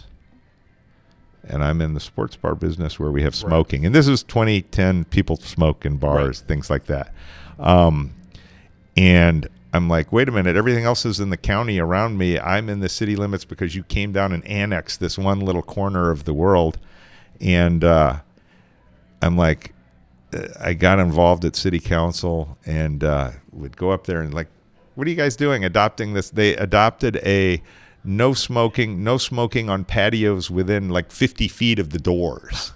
It's like you can't even smoke on the patio. That's ordinance that they did. I was up there and they passed it, but they delayed the implementation for 6 months. And I was like, what is this? Like, okay, now I'm having to get politically interested. This is the original Tailgators, original Tailgators. And I had to literally learn a little bit about politics in the local community. Anyway, meet a few people, blah, blah, blah, and we fast forward 6 months, and when it's time to implement, the city council does say bars that sell 51% or more alcohol are exempt. Okay. So common sense prevailed, but it's interesting that it doesn't prevail by going and talking at city council meetings. It prevails by meeting people. Yeah. At the end of the day, it's all relationships. But this is going back in 2010, so we're kind of rewind. Just that. And I brought it up only because me being in the newspaper and the city council, because a few people that worked for the newspaper in town smoked, and they were like, they were calling me up, city council's doing this, and they did this and that. And anyway, some people call me up around then and say, hey, we're starting a new chapter of the Texas Restaurant Association here in this area, and we think you should be involved with us, right? You're standing up there, arguing over politics. And so the Restaurant Association stuff comes in. And 2011 to 2020. Yeah, right in there. And so we form this new chapter. They get you going. But the important thing here is I meet a guy that does credit card processing. He wants to sell to restaurants and stuff. I'm, back when you could select your processors. Right. When it was there was nothing bundled back then, all right? And he had a good deal. He had a, 15 at this time, 15 basis points in a nickel, and just that's the deal. Let's go get customers, Boom. Was there a catch? No, there wasn't. And for even little independents, he just made that deal and kind of stuck with it. Anyway, he wanted to be more involved in the Restaurant Association, but he's an affiliate, because he's just, I went in the Texas Restaurant Association because you get to sell more credit card processing, more people you can meet. But anyway, he's riding with me to these Restaurant Association meetings as an affiliate member. We're chatting and talking. And he's found this lease space. Here we go. We found a lease space, right? So which location are we talking about now? What year now we're talking about 2014 and the Republic Grille. Okay, let's tap the brakes real quick. 2014 Republic Grille. You're 4 years into owning. You've opened. You've bar rescued. You've sold. In 2014, how many total restaurants do you own before purchasing Republic Grille? So there's the first Tailgators, the third Tailgators, the Stadium Bar and Grill, but it had sold and Two Mules. Two Mules. Okay, so you have 4 total restaurants under your belt 4 years into being a restaurateur or a bar owner. Yeah. Real quick, just to kind of give the hit a timeline, just to kind of give the listeners an idea of where you are in 2014 and where you go throughout the rest of your career. Let's just go down this list and I just want to kind of paint that, because we got a lot to unpack. We're already at an hour. I'm sure most people are probably already tuned us out. Okay, there's so much I want to talk about. You're gonna have to edit this into a second one where it starts at the interesting part, and we leave all this other stuff out. Yeah, no. This is like Zoom at 30,000 feet. So you're about to get into opening the Republic Grille in 2014. 2014, you also do a bar rescue halftime sports bar. Another Tailgators number 4 opens in 20 spring, whatever. Right. So at the time basically what happened in 2013 is you still have lots of people excited about Tailgators. So I formed another investment group, was looking around for land, and that's the 4th Tailgators that actually finally got opened in 2014, but it was developed through 2013, and it was the first time where I bought the dirt. Okay. A hospital buys out the original location lease. What original Tailgators? Yes, the original Tailgators closed in 2015. Okay. It was super sad. Oh, It was a packed house. People are crying. There had been a lot of Tailgaters babies made over those 6 years by the customers. You opened your fifth Tailgators, Willis. That was another rescue, a bar rescue or a restaurant rescue that you converted into a Tailgators, I presume, 2015. 2016, you run into other partner problems, lawsuits. We'll get into that. 2017, you opened your sixth Tailgator. I'm not even going to try to say the name of that town. Yeah, Kirkendall. It's just his name. And it had been a previous bar for a year. 2018, you opened Thirsty. I bought took over Bar Rescue, the Thirsty Texan. 2019, Citizens Grille number 2. Citizens Grille. Wait. Citizens Grille was the Republic Grille is different than the Citizens. Right. So Citizens Grille is the the successor to the Republic Grille. Got it. And we'll get into that. Minus the partner. Okay. 2020 to 2022, we're just trying to survive COVID. 2023, you opened your last. 2023, we opened Good Charlie's Oyster Bar and Seafood Kitchen, which is where we're sitting today. We're sitting today, 2 years ago. And it was a restaurant that failed during COVID, but it was just concrete in here. And then 2024, you do another bar rescue, Parrot Pub. 2024, you do your seventh Tailgators. So we're up, and now you have without a kitchen because it's waiting on water and sewer services. And the eighth Tailgators opened up on Lake Conroe this year. It opened in April, and it's a 7,100 square foot. It's the shiny example of all the culmination. Everything I know, and it was built from scratch, not a rescue or inherited. So, so many of my locations had been something else along the way. Yeah. You just make do with what you can have. And I do want to get to where you are today. Yeah. Eventually, to kind of do a snapshot of what your business looks like today. But I don't want to skip over any really transformative times for you where you kind of shifted the gear into who you are as improving as an operator. Transformer time is in 2016 when my Republic Grille partner there, we opened up the first one, and 2 years in, it was going like gangbusters, 20% profit, doing so well that he decides he doesn't need to be in the credit card business anymore. He's ready to be a restaurant operator, and he wants to open a second one. And he had picked a spot for it, and I told him it's a horrible spot. Okay. And so we then he came back and just he devised a plan to buy out all the investors, because I had taught him how to sell to investors. We sold through limited partnerships, little 5% shares in it, boom. And anyway, he went and bought everybody out, including me. And he thought I should let him have it all for a low price, and he had to pay me. So it probably made him unhappy because there was no buy-sell agreement per se. There's just I own 25% of it, and it's super successful.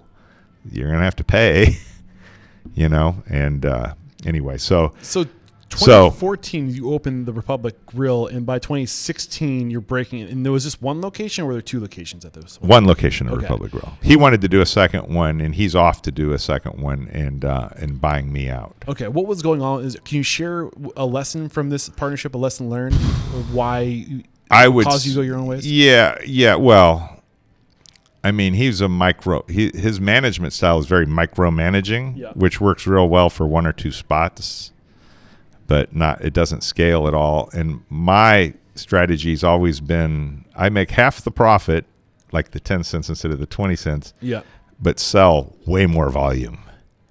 And and I'll do a little ad for John Taffer. I attended one of his seminars in 2008 or 9, and the thing I remember the most from that is you don't have an expense problem if you get more butts in seats.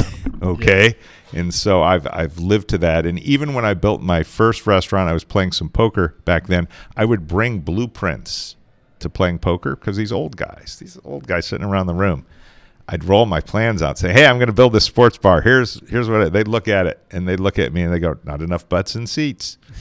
And I'm like, and I would go back, and I'd come back the next week jammed in more tables and chairs. And they're like, that's it. And so I would say between the just sell your way out of losing situation. In other words, throw more volume in. Now you can throw today. I know you can throw more volume on losing and just lose more money. It can be. It doesn't fix know how to everything. capture that volume. Right? But in the bar business and selling alcohol, usually selling enough will cover a lot of cracks. Right. So this guy wants to micromanage, and that doesn't. You see that not being a good right, and he really wants to do his own thing, and at that time, what did I do? I think changing life, partying some myself too, this, that, but some of my investors in the Tailgators to get the fourth. So the story is Tailgators number 4 introduced some new outside investors that I had not done business with before. To buy the dirt, the guy that wanted to sell this old sizzler that had shut down and had been gutted, it was just a shell building, but it was in a Kroger parking lot with tons of parking. I need my 120 parking spots. Just trust me.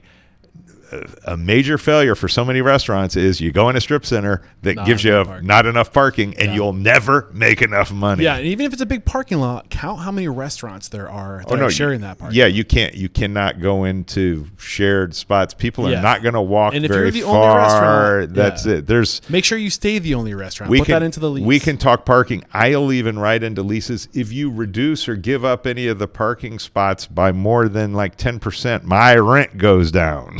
Not everybody will go for it, but if they'll go for it, your livelihood hinges on that parking. No, I must have enough parking, and I knew that from the get-go. You got to find the hardest spot in finding a location is the 100 parking spots. Absolutely, yeah. And, unless you're doing QSR, you're a big part of your game is takeout and delivery, where there's infinite throughput. And now there's takeout delivery. Everything's changed today. With that. But I would say if you go back and look at this, now I'm buying land to get the seller to sell. He owns 8 Denny's restaurants, and but everybody likes Tailgators. You like the name. You have that good vibe. You have capital in your name and excitement in the area. So I got him to be like a 5% partner for reduction in the sales price, and brought in another outside investor for another piece. And we got built. We got opened. The hospital bought us out of the first one, and I had done the very first Tailgators, I did a 20-year lease. I'm not investing my life fortune without a 20-year lease. So the hospital had to buy out 14 years of my lease. They didn't buy the business. They just wanted me to leave because they needed a driveway right where my building was at. Okay.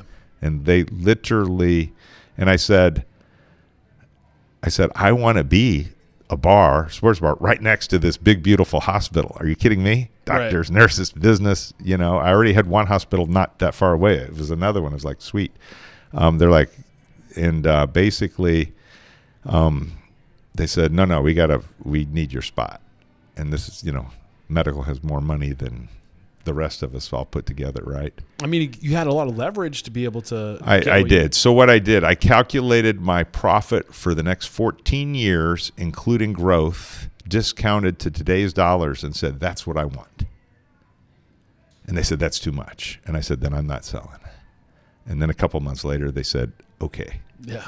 Well, good for you for knowing your value and sticking to it. Well, it was a crazy amount for a lease, but you felt like you had all the leverage if they really wanted it. Yeah, you want it. And you can have it. Here's the price. There you go. So they did it, and that money helped fund the Tailgators 4 construction over here. Got it. I shifted money over there. Didn't have to. I was doing a bank loan. That was the first time the bank actually would loan us money to, dirt. Yep. To buy the land and do the build out. And then you had to do these draws. It was I learned something interesting about banks. I didn't really know how it was going to work. I had like $500,000, and then it's like they give me the loan and they take my $500,000. I'm like, wait a minute, I was going to use that. What the hell just happened here? no, you have to give us all that money that's going into the project, and then we give it back to you along with the money you're borrowing on a draw schedule. And I'm like, what kind of stupid shit is this? I'm like, oh my God. I mean, this is the stuff. There's just no matter at any point. I learned a lot about more money, more problems, right? Yeah, and the administration and the oversight of the bank. I was like, oh man, all this crap. So it made me not want to go borrow money again. Right. Just get investors, people that like, here's your investment. Now they're not loans. Some people some of my other restaurant buddies are like, why do you give away parts of your business forever? I'm like, well, they took a risk. Yeah. They took a big risk. Is the biggest reason you choose that approach because of the lack of hoops and things like all the why that approach for you? What is the big benefit? Is it because you can lean on relationships and not on all the red tape? Yeah, I mean, look, creating an LLC is $350. Yep. An operating agreement has now gone through enough lawyers from the different investors. It's dialed in. Yeah. I just changed I don't even have the lawyers look at it anymore. I just changed the names, right? And the percentages of the deals, and the people just buy in, and here's the money, and let's go down the road and partnership agreement. Build a restaurant.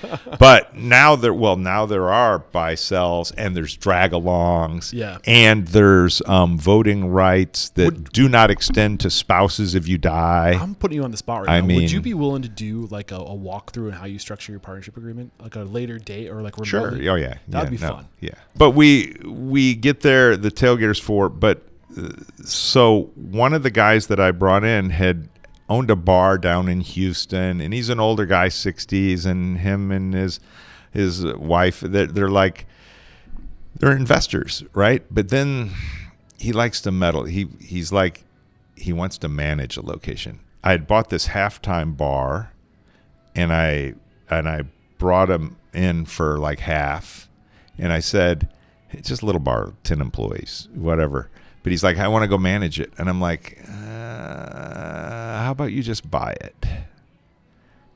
How do you approach those conversations? That's got to be awkward because, I mean. Well, I had learned by then, like, from the divorce back in 2012, how about you just buy it? Yeah, I've been down okay? this path enough times. Change the name and do whatever you want to do. But it's not going to have my name on it. Yeah. It's not going to be associated with me. Yeah. And so they did it. And he also owned the part of the Tailgators number 4 and stuff. And then the employees that are there don't want to work there for them anymore. And then they think it's me telling them not to work there. So then they're mad at me. The people that bought it, because the employees are like, I don't want to work for people that are assholes. Right.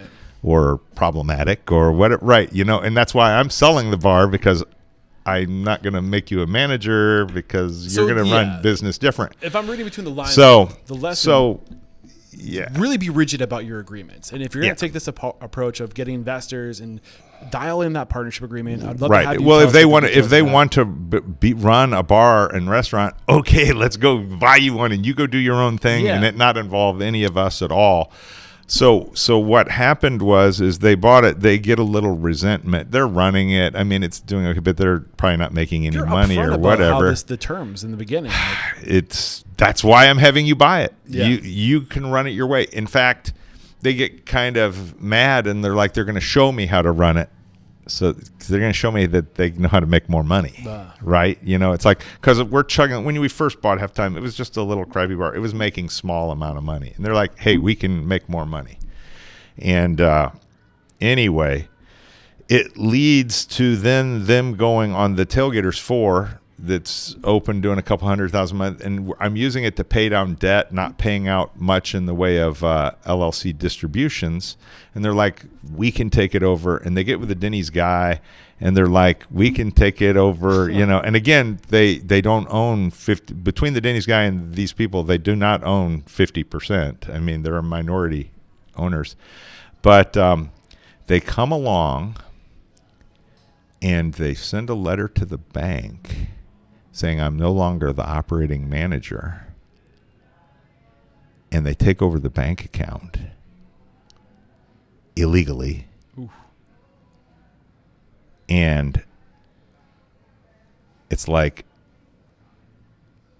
nobody's sued anybody yet, but it's like, okay, so now we're like, just because you were mad at the halftime deal and now we're doing this. But it's like, so they bring in forensic auditors and they audit the hell out of everything, because I'm driving a new 2016 Tesla at this time. It's like 2016. Yeah. And they're like, who paid for that Tesla? And I'm like, the Republic Grille money that I just sold for a lot of money. I paid the tax man a lot of taxes that year, you know? And anyway, it turns out that they just did a bunch of wrong things I'm probably not supposed to talk about in a podcast because it's all agreed to, and they just paid me. Yeah. So, I mean, what's the underlying But the lesson? underlying lesson is just to really have really good agreements where anybody can buy anybody out. Yeah. Because if they really had that trigger, why not just execute the buy? Right. And I would love to get you to come talk get about out. that. I think that'd be a really cool mentoring session if you're be open to it. They learned, and it's like they learned, and I mean, you know, they made payments for 3 years, and there you go. Yeah. And I would love to get So, into. but they bought that location, they bought the halftime, and the Willis. We packaged them up a nice big thing. They 2 mules sold at the same time in the Republic Grille. So I actually went from having a lot of restaurants in 2016 to having a lot less restaurants at the end of 2016. And the Republic Grille becomes the Citizens. That's still going. Today you have one Citizen. Well, Republic stays. I opened Citizens in 2019. Got it. 2019. Yeah. So today you have one Citizens. Yes. 8 Tailgators or 4. There were 8 in total. That's right. So now you're at 5 total locations plus you have this current Good Charlie's restaurant that we're in, and then the Thirsty Texan and Parrot Pub. So 8 and those are just 2 little neighborhood dive bars. Bar rescues. And if the opportunity comes along, you grab them. If there is no opportunity, I'm not actually out looking for them. Right. It's like somebody's just kind of got to say, hey. So what happened was the 6th Tailgators, what's called Tailgators Kirkendall. There was a bar that opened near where I was living at the time called McCardle's. It had been there a year. It sucked. It's in my neighborhood. My local bar where I could stop in to have a drink on the way home sucks. Yeah. So you have a vested interest. So, you know, after a year, you know, you just literally walk in and go, who owns this place? Yeah. The same story as 2 Mules, you know, and you find the investor, and he doesn't want to stay in it at all. Same structure as offering to not pay. I offered to not pay anything.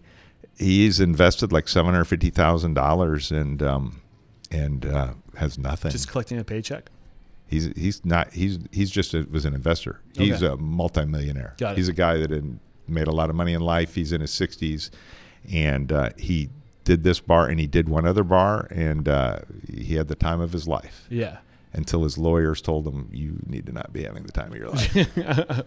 So he'd put him on his jet to fly him to Vegas. You know, that kind of investor guy. So basically same deal here where you offer to send him a check where it's just mailbox money. So here he had an asset. There was $750,000 to build out. I said, this is an asset sale then. He doesn't want to remain any owner. It's an asset sale. I add up the value of the assets, which is, you know, in a used bar sale, the value of your assets is 10 cents on the dollar, you know, and I just say, I'll make you payments for a year or something. So you take him from profit to pay off the total amount of the assets. What he was really doing was getting out of the lease. Yeah. Right. And even then, the shopping center still wouldn't let him off the personal guarantee. They're like, no, we're not going to let him off that personal guarantee forever. Right. Until the end of the lease. Well, that's an interesting thing I learned. I'm like, guys, I'm going to come in and turn it into a Tailgators. Oh, we love Tailgators, but we're still not letting him off of his personal guarantee because we don't have to. And that's something very interesting. When you're signing your personal guarantees, sometimes you're stuck on them till the end of the lease. And that's when you can get off. You know, I might renew the lease, and at the renewal point, there's, What was the personal guarantee Can you share? Yeah, that? well, most retail leases, the personal guarantees are you're just guaranteeing the lease. Yeah. The performance of the lease, period. You owe the rent. Yeah. Till the end of the term you've agreed to on that piece of paper. So he period, was still paying end the of story. guarantee, and you were paying on top of that with a new lease? No. He's got a guarantee. He's just putting money into the business every month. Got it. Oh, it was losing like $5,000 a month. Yeah. He was just putting $5,000 a month in. I mean, they were paying the business. The legal entity was paying its rent. They were not behind on rent per se. But it was coming out of his pocket. It's coming out of his pocket. He was in the red. Got it. Yeah, he's in the red. All right. So I want to find out where you are today. Organizational structure. I love getting that org chart, what that looks like, how you build your organizational structure, if you can share that. And then I also really want to get into tech because, you're a nerd and you're a nerd in the restaurant industry. And I don't think you just randomly pick your tech partners. So let's start with org chart. Like, what is the organizational structure today? You have lots of partners. Right. So basically, the partners have no operational control at all. I just want them to be good customers, or some of them even live far away and silent partners. They're just silent Your partners. money. They just want money. Restaurants that do good, they're super happy. Restaurants that I have some that have not paid back, the investments over time yet, and they're less happy. But the tip credits are good. The tax, I mean. Even when you send out K2s that are losses, there's tip credit, there's tax credits, there's depreciation expense. I'm like, it's like getting a return on your loan that's better. Think of it as you put it in a CD and the bank's only paying 3%. Well, I'm probably giving you that in tax credit. But those are the bad years. Okay. But most of those people have invested with me in those where they've gotten their money back and more, so they're it all balances out. It balances out. The economy more or peaks less. and valleys, right? You make it happen, and nothing has ever shut down failed. Meaning, even when something doesn't make enough money, keep tweaking it, keep changing it. Yeah. Do not just keep doing the same thing over and over and over. Change the staff, change the this, change the that, right. Change the name, do something, right? Because you've got to until you get it right. So what is your title? Do you have a title? Just managing partner. Managing partner. When you think of LLCs having members and managing a managing member, if you want to talk about legal title, managing member of each of these different entities, and they all stand alone. I have if you want to talk about organization chart, my girlfriend for the last 10 years does like decorating, like this beautiful restaurant you're sitting gorgeous. in right now. Yeah. And she likes to say she's the heart of she actually knows the names of all the staff and knows who has kids and knows who has stuff. Well, and takes care of those things. And, and she's like, I'm the numbers guy or this or that. But so you're the numbers guy. She's the emotional support, for this, that. But really, for the large units, like the one we're sitting in here, you have to have a general manager. And basically, I'll run a place like this with 3 managers. Okay. How many seats does this have? This one's what? Well, now with the patio expansion, it's probably 200. Breaks probably 200. Right around 200. Point. 3 managers. Is there a GM? GM is one of the managers. So GM to AGMs. Yes. Got it. There you go. And executive chef. And so let's talk about. We can have a whole discussion on chefs. Okay. So when I opened the very first location back in 2009, I'm like, I need to hire a chef, right? So I hire a guy that's from Louisiana, makes a few menu items and stuff, but he's a real temperamental asshole, as I think chefs were in 2009. Right. Because they were allowed to be. That was the way to be. That was the way to be. Woo. What I learned in that first year or two is I don't need chefs. What I need are the absolute best line cooks that I can find. Yeah. Period. Go to End the chef story. to do a short contract where it's about getting the intellectual property. Yes. Chefs want to create something new. They're bored easily. They don't want to make the same food. Like, I'm in the sports bar business. I have a menu. I have items on that menu we've been making the exact same way for 15 years, Right. and people love it, and don't you dare screw it up. And the only screw up is when you're not consistent. Right. Okay, And that's where the line cook comes in. Right, and you want the best line cooks you can find. Right. Period. End of story. So that's the secret to success. Have that executive chef come in to develop the recipes, then help you build systems and consistency, the costing, getting everything dialed in, and then a kitchen manager will maintain the standards and also maintain the P&L, the cost of goods, and all that stuff, making sure that you're in a perfect world. In the perfect world, right? Most of my kitchen managers are not real kitchen managers. I mean, they're real kitchen managers. Don't get me wrong. I'm not insulting any of my kitchen managers, but they're not always responsible for a P&L. Got it. So they're responsible for staff. Got it.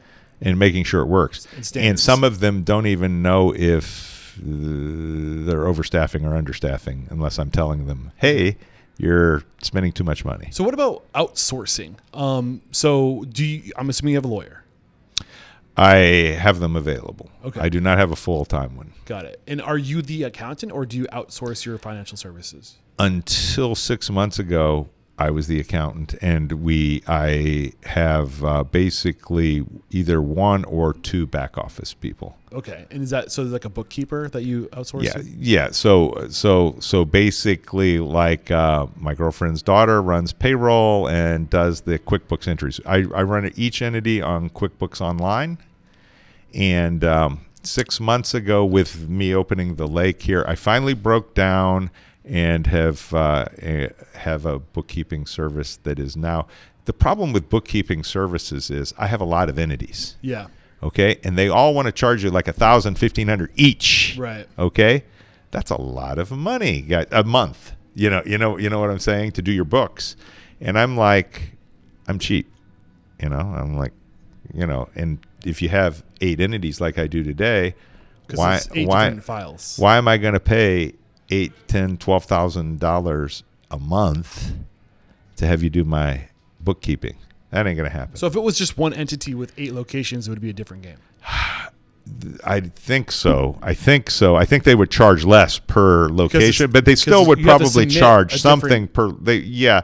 And the reason to keep none of my entities combined, even the Tailgators locations, are all completely separate legal entities with no ownership in common. Super important when you sell lots of alcohol, that nothing connects. Zero liability. If one blows up, it ain't taking anything else with it. Yeah. It's just how it is. Yeah. And also different investors with each one of those. And different investors, different everything else. We have to keep track of intercompany transfers, all that kind of stuff. Now, there's some core investors in some of the Tailgaters that have, that are shared across, because I only have to have so many different ones per. So there's a few core. Okay. But you come along, and I finally broke down, because basically I was either going to have to hire another accounting person, a second accounting person, which would cost you $50,000, $60,000 a year. And I finally found a bookkeeping company. I was at the last Texas Restaurant Association show, which I highly recommend anybody go to their Restaurant Association shows, whatever state you're in, or go to the NRA show in Chicago, which I've been to once. But they have a good size show. It's the second largest association in the country, only to the National Restaurant Association. Right. So, and the NRA show is epically huge and big and multi-days to look at, and all the equipment. It's an incredible show. They've been good to me. They've helped. I've been going to the nightclub and bar show for years, Las Vegas. Because I like to go to Vegas every year. First time I ever won, the only award I ever won was in 2020. The nightclub and bar best podcast in the industry. Congrats! I was saying the one time I actually get recognized, they shipped it to me in the mail and they said, "Sorry, we're not going to do it this year." Not that it's about that, but I just thought it was funny. I was like, "Of course." But would go, and it's evolved. They've tried to evolve that show into being more of a restaurant show and stuff too. But my goal in going to shows, and I'm a strong believer in join your trade associations, network, meet people. It's been invaluable over the years, because occasionally you'll have a real problem, and we can talk about some of those real problems that have happened. But I did hire an accounting firm. My accountants are actually in India, but it's a Dallas, Texas firm. But it's like $450 a month per location. Okay. So I'm kind of so for $450 a month, I'll do it. Yeah, that's the deal. Okay, because the math worked out. Meaning, it's for me hiring another human resource to do the accounting for $50 or $60 a year.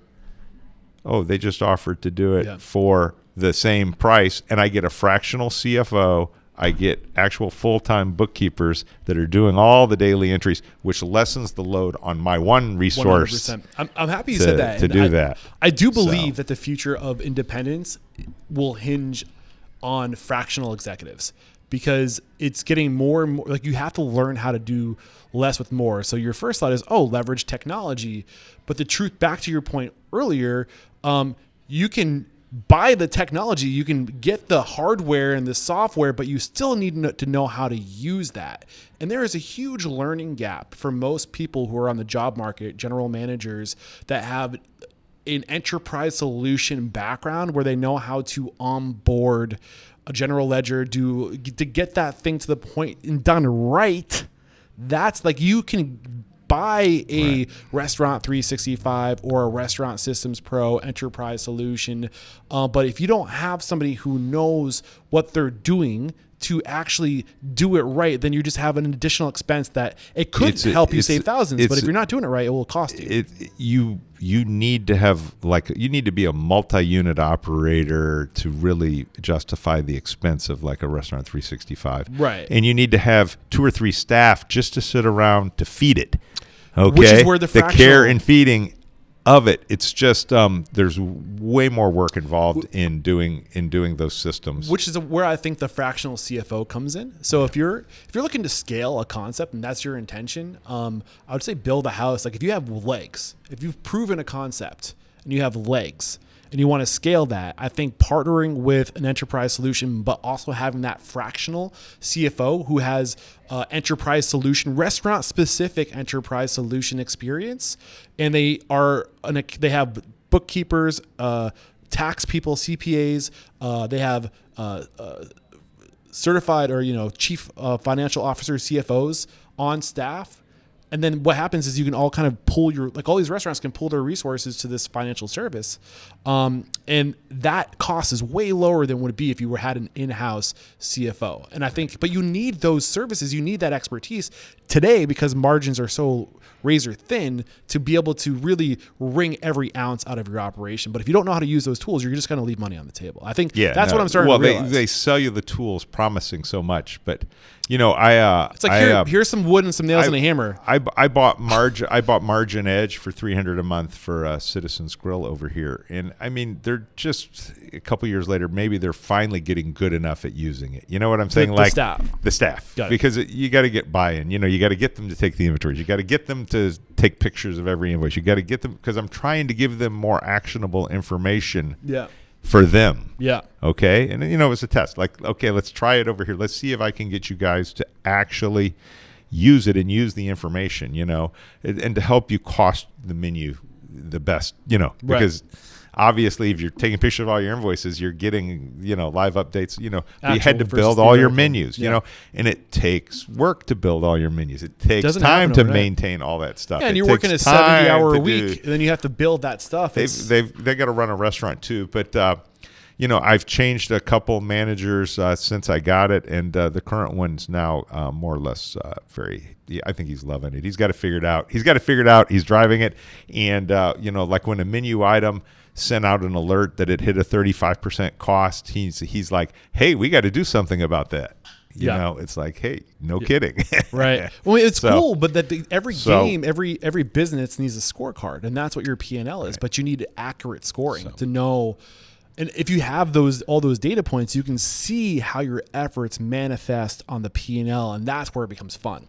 Because now you can be like, okay, like we can be doing better with our cost of goods. Like let's start looking at every one of our systems in back of house to see maybe we're not doing good portion control. Maybe there's waste. And then you start moving the points. You start getting a point here and there, and then it becomes fun. Then if you incorporate things like profit sharing or anything like that, or incentives, bonuses that are based off performance. You got to make a game. You have to, but you can't play the game unless you have the score. Right. And that's where these tools come in. But the mine that data is also a challenge in its own. And I think that if you have the experts that specialize, they're gold miners, right? They know how to go get that data and show you how the fruits of your effort manifest on the P&L. Then you can start playing the game real well.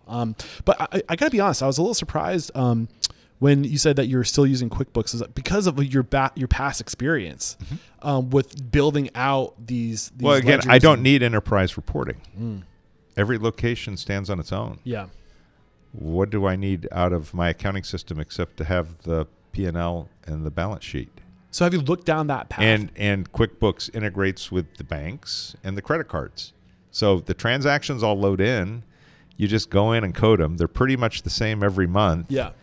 I would say why would you since you've talked about all these other tools, what other tool would do more for an entity like that? And because my answer is because I've really been the CFO all these years, right? Well, I was going to say, I think that effectively I'm a CFO. So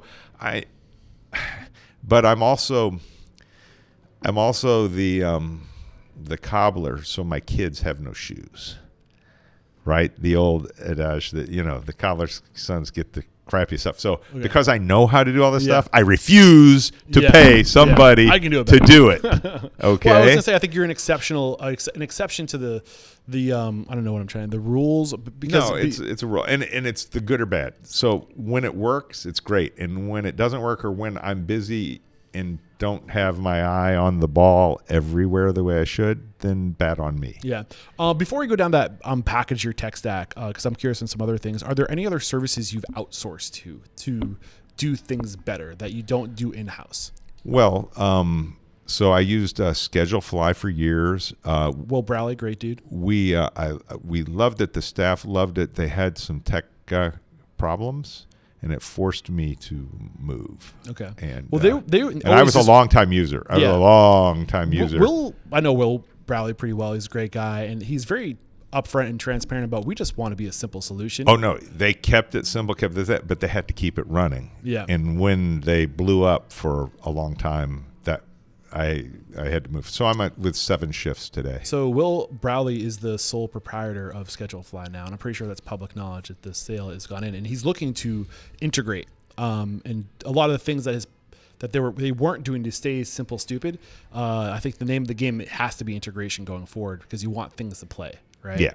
And I know that they're talking. He just announced he and Restaurant Systems Pro, one of my sponsors. I don't know if you saw the Restaurant Systems Pro branding out there, Fred Langley. They are doing an integration. So if you are our schedule, maybe we can bring it back to Schedulefly, because I think Will's a great guy. So it was very simple what it does, and and 7 shifts, found it along the way. Another tool that helped me hugely during COVID when no one wanted to work. Imagine that. Why would you want to go to work? Why would anyone want to go to work, right? I started using Workstream to do all my hiring. It works. Yeah. And it works well.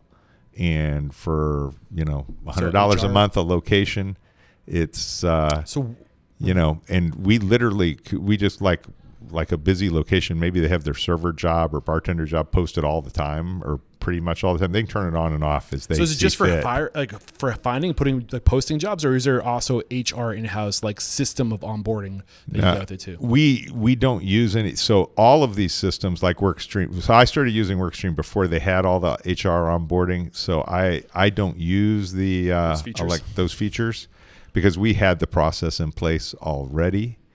Of course, with I-9 audits and different things, potential these days with all the ICE actions and everything, I've added a second person in my office, just a junior associate. But we've completed our own I-9 audits across all locations to make sure everything is perfect. Because we're like, we're not going to have it. And we actually are using 7 shifts to store digital versions of all of the documents now. because they have a document upload So feature. basically, every employee has like a profile that has their documents tied to it. Yeah. So and here in Texas, we have like their TABC certification, their alcohol certification, and their food handler certifications and stuff. And I see that you, in terms of point of sale, you currently 1, 2, 3, 4, 5, 6, 7, 8 locations, and 3 different POSs. Yeah, right you're now. using Focus with. Nope, not Focus anymore. No more. Okay. No more. Well, Smart Tab has 2 bars because I love them for bars. Okay. I have Spot On at 4 Tailgators locations, and I have Toast at 2 restaurant locations, Citizens Grill and Good Charlie's. So why? My head spins. Why would I yourself? do that to myself? So like, it seems like the newer. First off, I was a longtime Micros 3700 res user. Yeah. I could maintain my own hardware. I bought as restaurants closed all through the 2010s. I would buy stuff on eBay. I could, I paid no maintenance fee, no monthly fees, no nothing. You bought Res 3700 up front. And honestly, I wasn't going to buy Micros at all when I started. But it was 2009, 8-9, and the Micros sales guy came by, and I'm like, get out of here. I can't afford no Cadillac. Okay, I'm not going to pay your expensive prices. And they're like, no, sir, there's been a downturn in the economy, and we've been told to leave no deal undone. And I'm like, well, this is what I'm going to pay somebody else over here. And they're like, we'll match it. Okay. I'm like, okay, I'm a Micros customer. And you're Micros for one of your concepts until 2023. I was Micros all the way to 2023. I was maintaining that hardware, but those things were bulletproof. I mean, that's a testament to the touchscreen. I would just have to change the little touch screens on the front of them, take them apart, change the little touch. Not everybody knows how to do that. I know, but we would do it, and we'd buy our own equipment, and I could flash my own drive if the thing broke. Yeah. Again, because I could maintain all of my hardware, I am the IT for the entire organization. You're an exception to the rules. Yes. So when the router breaks, I have to go fix it. I don't have, you got your own IT. I have one maintenance guy now, but I try not to have him do IT stuff. So it seems like right around 2019. So the reason I liked Micros is because you could pick your own credit card processor. And my credit card processing cost for years and years stayed under 2%. Yeah. Because you could just negotiate. I got volume. Let's go make a deal, right? Yeah. And then it all changed, right? Well, first off, Oracle bought Micros and totally trashed that. Yeah. So now Micros is, Oracle thoroughly screwed it up. Are they cloud-based now and still open? Or is it cloud? It's cloud-based. And there's nothing wrong with the product today, but they want to sell to stadiums. They're not for independent little restaurant. They're not, there used to be a Micros dealer network. There used to be independent dealers. There used to be all kinds of things. They just shit all over all of those people. Right. You might have Micros hardware and software, but at the end of the day, the customer service is coming from whoever is, and that could be different all across the country. It was wild. And so they moved. So there was no way to continue with Micros. So you start looking around for options, right? I tried even when I look, I even sometimes forget the names of all of them, right? It's like one of the places I bought was Using Toast in 2017. It was horrible. The books wouldn't even financially add up. They wouldn't close out correctly. I'm like, who can use this Toast system in 2017 where they can't even tell you why the numbers don't balance? So is that still the case today? No. 7 years later? No, it balances today. But in 2017, it did not. I tried to use it for a few months before I was like, this is out of here. It didn't pass the financial smell test. So relative to today, right? And because I don't get to talk to people, and I'm sorry if I'm pushing you to where we are today, but I don't always get to talk to people who are currently using Spot On, Toast, and I think Focus still has somewhat of a good reputation. I haven't heard horrible things about it. And I picked Focus because I could pick my credit card processors. I could get them to bid different way. It was open, and I thought that would work out, but then today, all these integrations, the Uber Eats, the DoorDashes, the 7 shifts, the everything being integrated, you really today, you kind of need to start Things that looking play at nice. the people that'll play together Yeah. and things.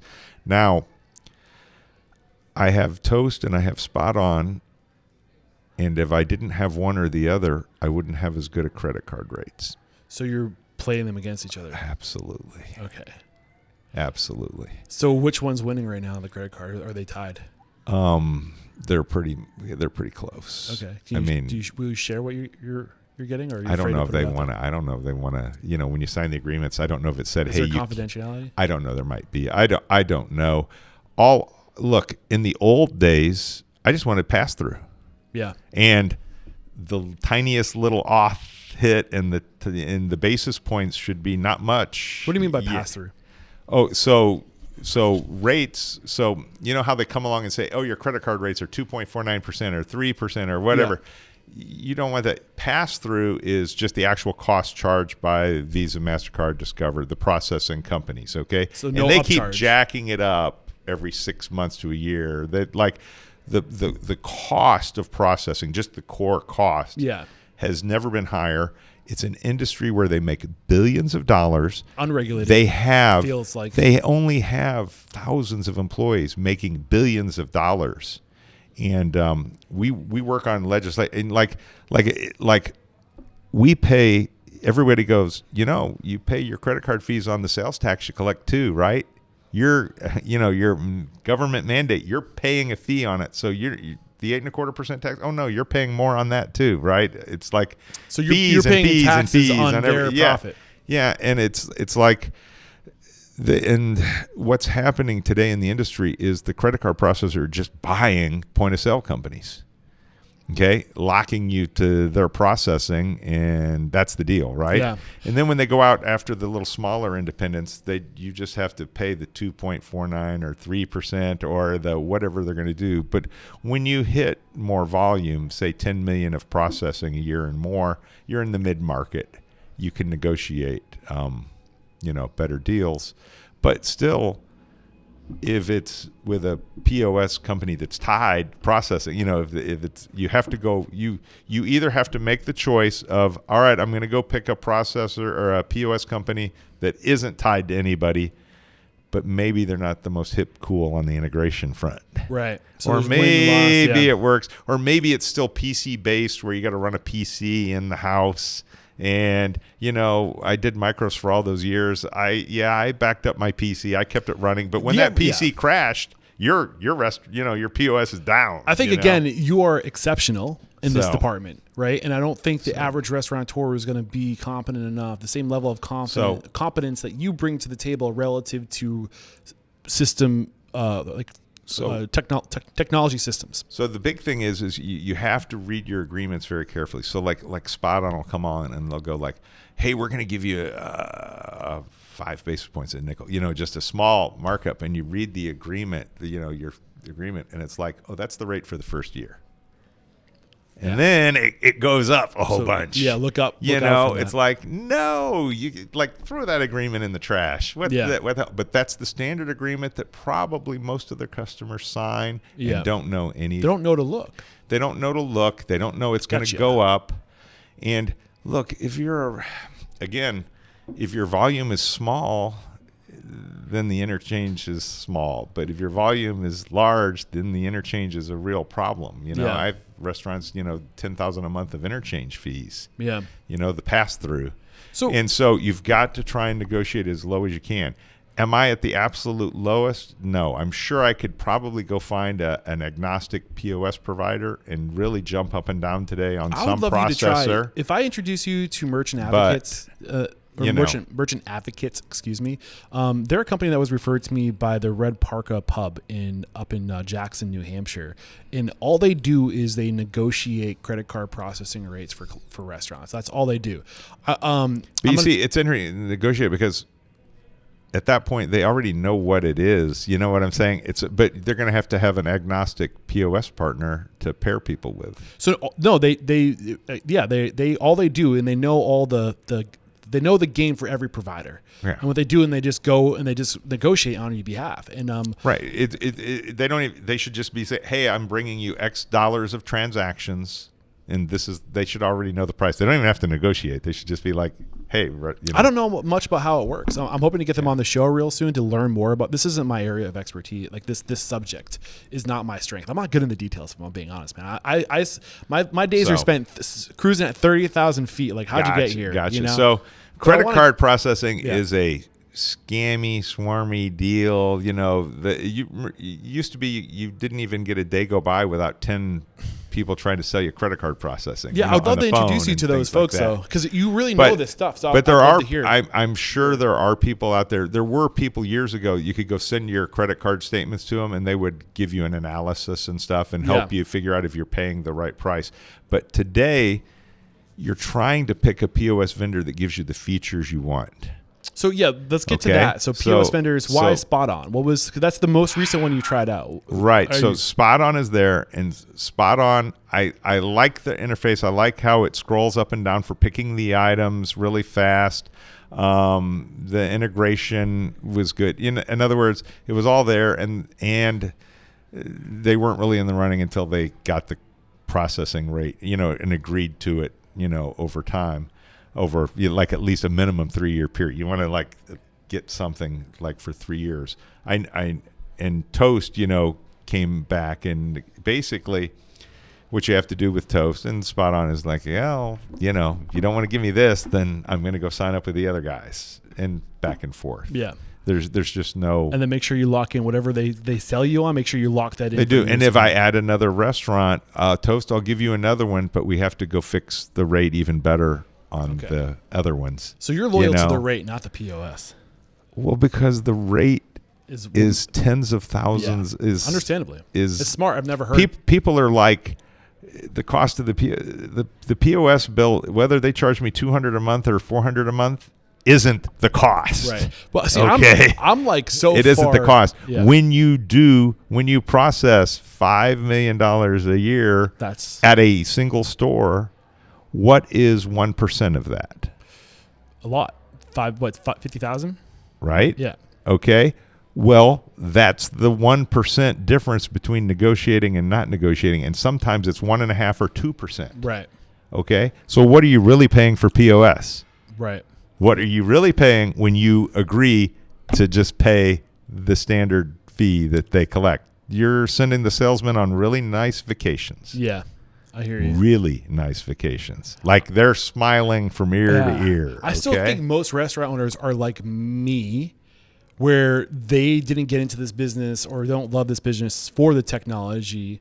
I'm not to say that that's why you love the business, the technology, but you have a mind for it. I think you're very left brain. You're very attention to detail, tactical, or precision, numbers, logic. I think most restaurateurs lean right side of creativity. Right. The creative. Live in the moment, the here, the now. I don't want to have to learn another freaking piece of technology. It's so I can't keep up with it. It's so like I think No. They want to cook great food and take care of guests, and those are side effects of running a successful business. And you have that emotional intelligence. I can tell talking to you. Like you have both sides of the brain. You're very well rounded. I mean, you got to take care of guests, and we can go in on all of the. I'm gonna have to come back. There's a whole nother podcast for talking about almost service. 2.5 hours. Okay, I know, and you I love it. You can tell me to stop at any time. No, I would go 3 hours every day if I could. But let's talk the skinny about this. So Toast charges the most. They supposedly still don't make any money. I don't know how they don't make money charging the most. In my mind, they charge the most. The monthly fees, they've raised the monthly fees again here in the last 6 months. And I look at in the level of support and the quality of their support. It's not the best. It's helpful if you know what you're doing. Like we build our own menus. We build our, we're like advanced users. Any POS I use, we're like the advanced version of their customer base. But their offline mode works. And we're Did it work a couple weeks ago? No, the offline mode works, right? So when Amazon East crashes, right, the restaurants are still running in offline mode, okay? And it works. Spot On's luckily not on Amazon East, right? Because if Spot On gets taken out today, they're desperately working on it. They bought another company or made a deal with somebody. They need standalone mode. You know, they've switched their hardware from just plain browsers to being like Android back, and they're trying to build apps. They're going to get to standalone mode eventually, but they don't have it now.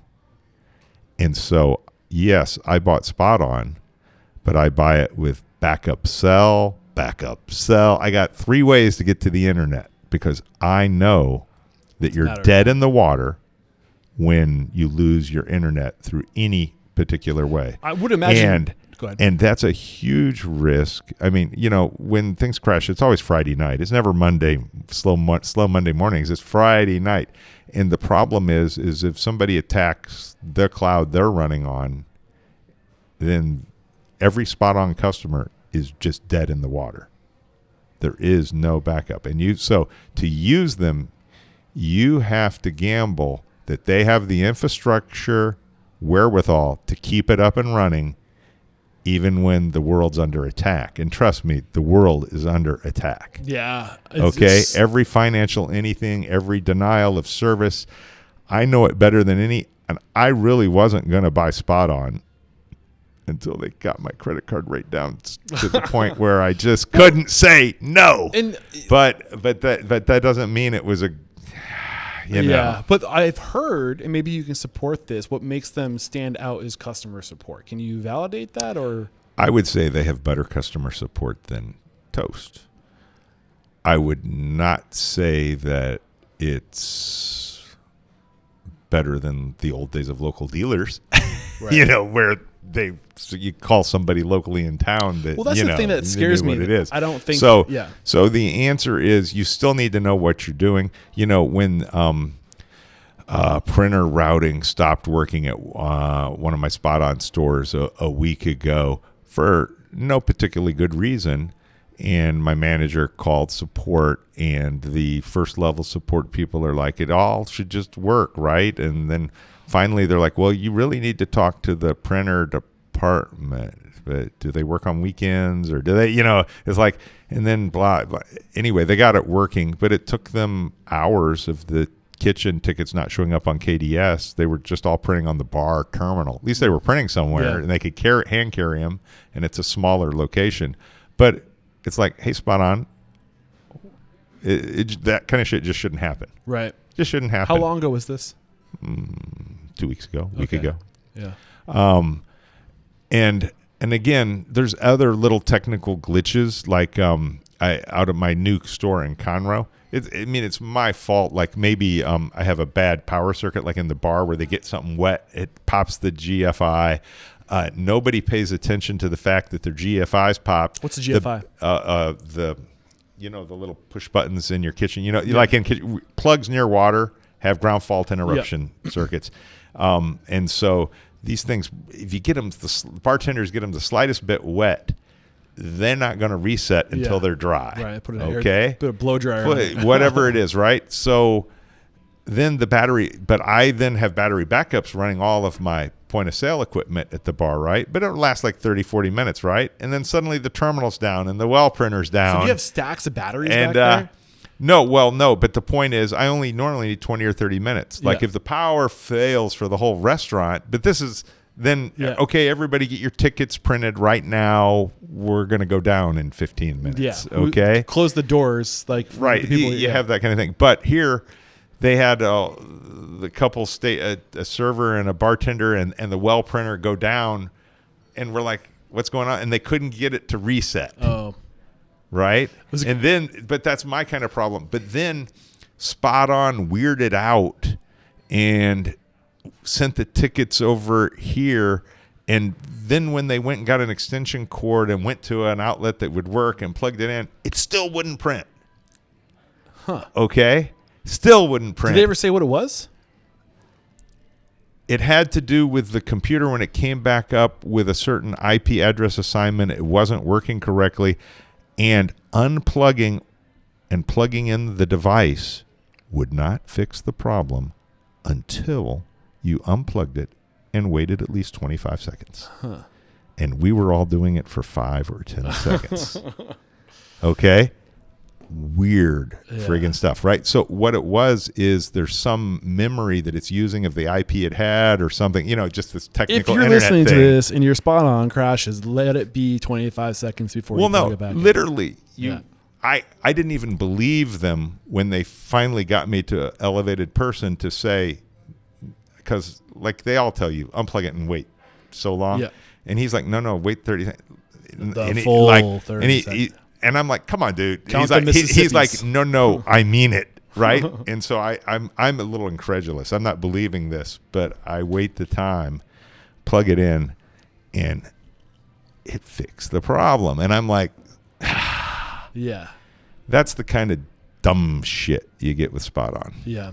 I mean, I've been an advocate for Spot On because I see it coming up, and honestly, and you said dark times are coming, or I don't know the words you use, or maybe. Well, I'm just saying financial systems are under attack all the time from all around the world. They're trying to wreak havoc on our systems, on our airline systems. Half the times, of course now it's air traffic control and the government shutdown. But half the time, ooh, look at that airline cancel 1,000 flights today. What happened? They're not going to tell you cyber attack. Right. They're not telling you the real truth of what's going on. We don't need that. Don't you think the credit card processors and everything else?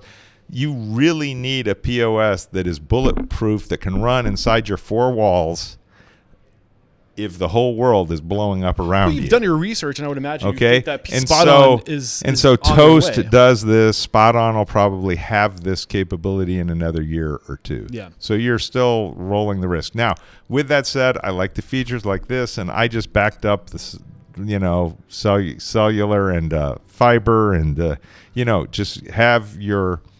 I literally carry in my car a spare cellular backup cube because from a different provider than the ones which we use. So you're getting satellite service pushed. Well, it's kind of like carrying a Starlink around with you, but it's just the cellular version. But actually, I've thought about buying Starlink for restaurants now.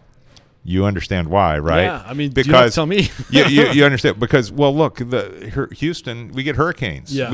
What if the cell tower's whacked? Hey, Starlink, if you want to sponsor this podcast, Elon, I'll take a ride down to Starlink City or whatever you guys call it. And so it comes down to a monthly recurring cost. Look, give me a standby Starlink for $49 a month. Yeah. And I can take low speed because credit card processing doesn't need speed. And I'll use the high speed and just used it. I mean, yeah. as long as I pay for Starlink Mobile, which is expensive because you can literally be running down the highway and have high speed internet. And sometimes I'm uploading videos and I can't be in one spot. I have to be on the move. So it's like $400 a month. I don't have it turned on right now because I'm like, I don't need it. It's not that bad. But when you're like on the road for months at a time, like it's nice to have that, if you're in the middle of the West going out West or something. I am curious. One of the things, and I'd love to get your take on this because you're just very knowledgeable on this subject. The thing that scares me is this idea. How much percentage of the market would you say Toast has, or Toast and Square combined? I have not looked lately to know. It feels like we're still very fractured. Like the market leader has 20%. It doesn't feel like the market leader has 60 or 70%. Toast does not have 50 or 60%. No, I'm between sure of it. Toast and Square. And Toast here in Texas took over a little more than some places. Yeah. I will say this in my travels, I can see and I'm sure there's restaurants. Here's the deal with Toast. You might use them, but it's getting kind of on the expensive side. Right. And if you can't, as a volume user, as a higher volume user, if I can't get rates and monthly fees that are in line, you will force me into going to a competitor. Right. I can say from my perspective, when I'm traveling across the country, and I also talk to very leaders in the space who are very smart about the technology they're investing in. I would say leading restaurateurs, of that slice of leading restaurateurs, I see about 50 to 60% of the restaurants I go into are using Toast. Yeah. And my integration partners, I use a draft beer monitoring system, US Beer Saver, or my guys. The US Beer Saver is the company. Did they nationwide? USBeerSaver.com. I've used them for years because they integrate with your POS. And they integrated with Micros back in the day. And I used to, in the early days when I got it back in like 2012 or 13, I stuck an iPad right next to the beer taps that showed the variance from what was poured and rang right in real time for the bartenders. Make it like a game for them. Oh, cool. They would watch the iPad and do the game. We don't go to that extreme anymore, although I should. Yeah. Because I have some places that what is it called? USA Tap? USBeerSaver.com. There are different competitors that do it, but for a couple $100 a month for a location, they monitor all my taps and give me a variance report. So every pour, you want to make sure 15.2 ounces came out, 16 ounces rang out. Yeah. 15.3 came out, 16, 18, and a lot of times it's 18, 19, 20 ounces were poured for a pint. Yeah, where are they based? Because they're just foam based. I think on the East Coast somewhere. Okay.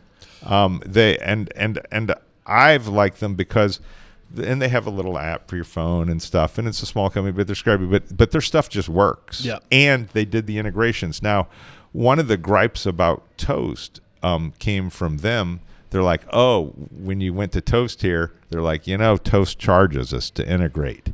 So Toast not only charges us, they also charge them. So this is the kind of stuff. And they were happy when I went with Spot On because they're like, Spot On, we integrate, and they don't charge us. Yeah. Well, I mean, I think but these things add up, right? Well, yeah. If you piss off integration partners enough, they're like literally like the Beer Saver guys came down, and I can show you system later, but they came down and they're like, I'm like, I bet guys that you like to integrate with. They're like, yes, would you like a list? You know what I'm saying? And it wasn't Spot On and it wasn't Toast. Right. Right. I read this one book, and my listeners know exactly what I'm about to say, but it's called Power and Progress. Akmul, I can never remember how to say the.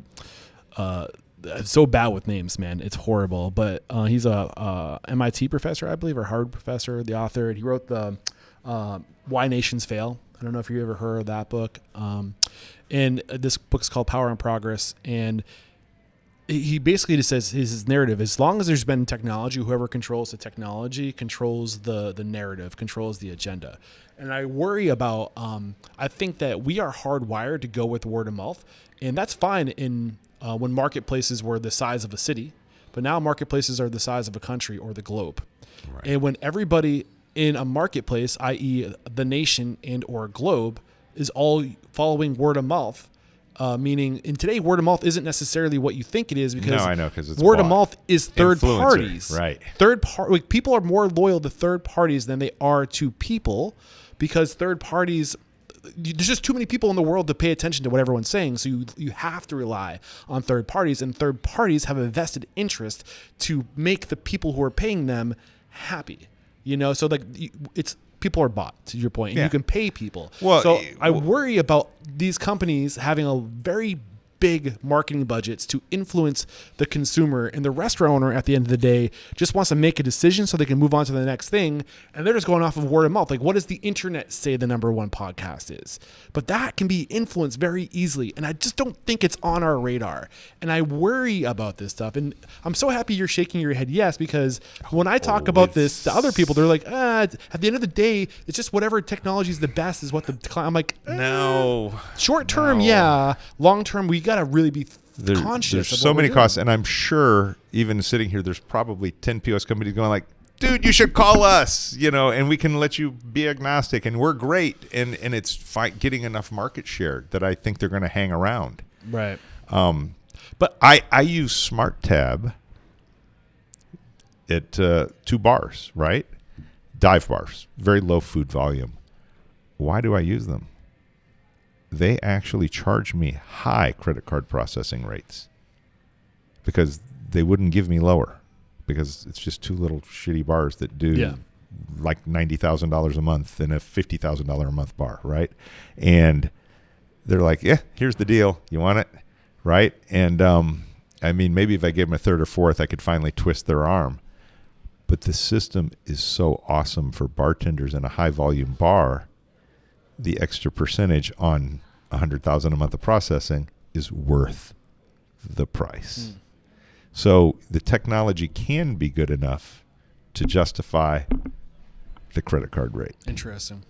Yeah, I mean, this is But has been a lot of fun. But I would not use them in a high volume place, right? Because their food stuff and coursing and none of that is good enough. But for walk up to a bar, here's my card. Yeah, it's literally a 2-second tap. Here's your drink.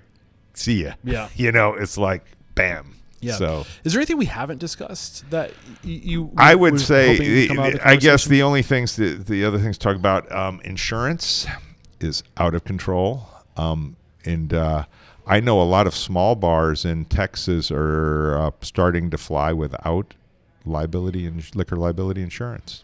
I mean, you hear it's happening in Charleston right now. There's only one insurance company that will cover liquor liability, and it's a monopoly. Right. Because the laws are so state whacked. by state, it's whack. So what I used to pay for, and Tailgators, I sell more food than alcohol, 60% food, 40% alcohol, $6 million a year.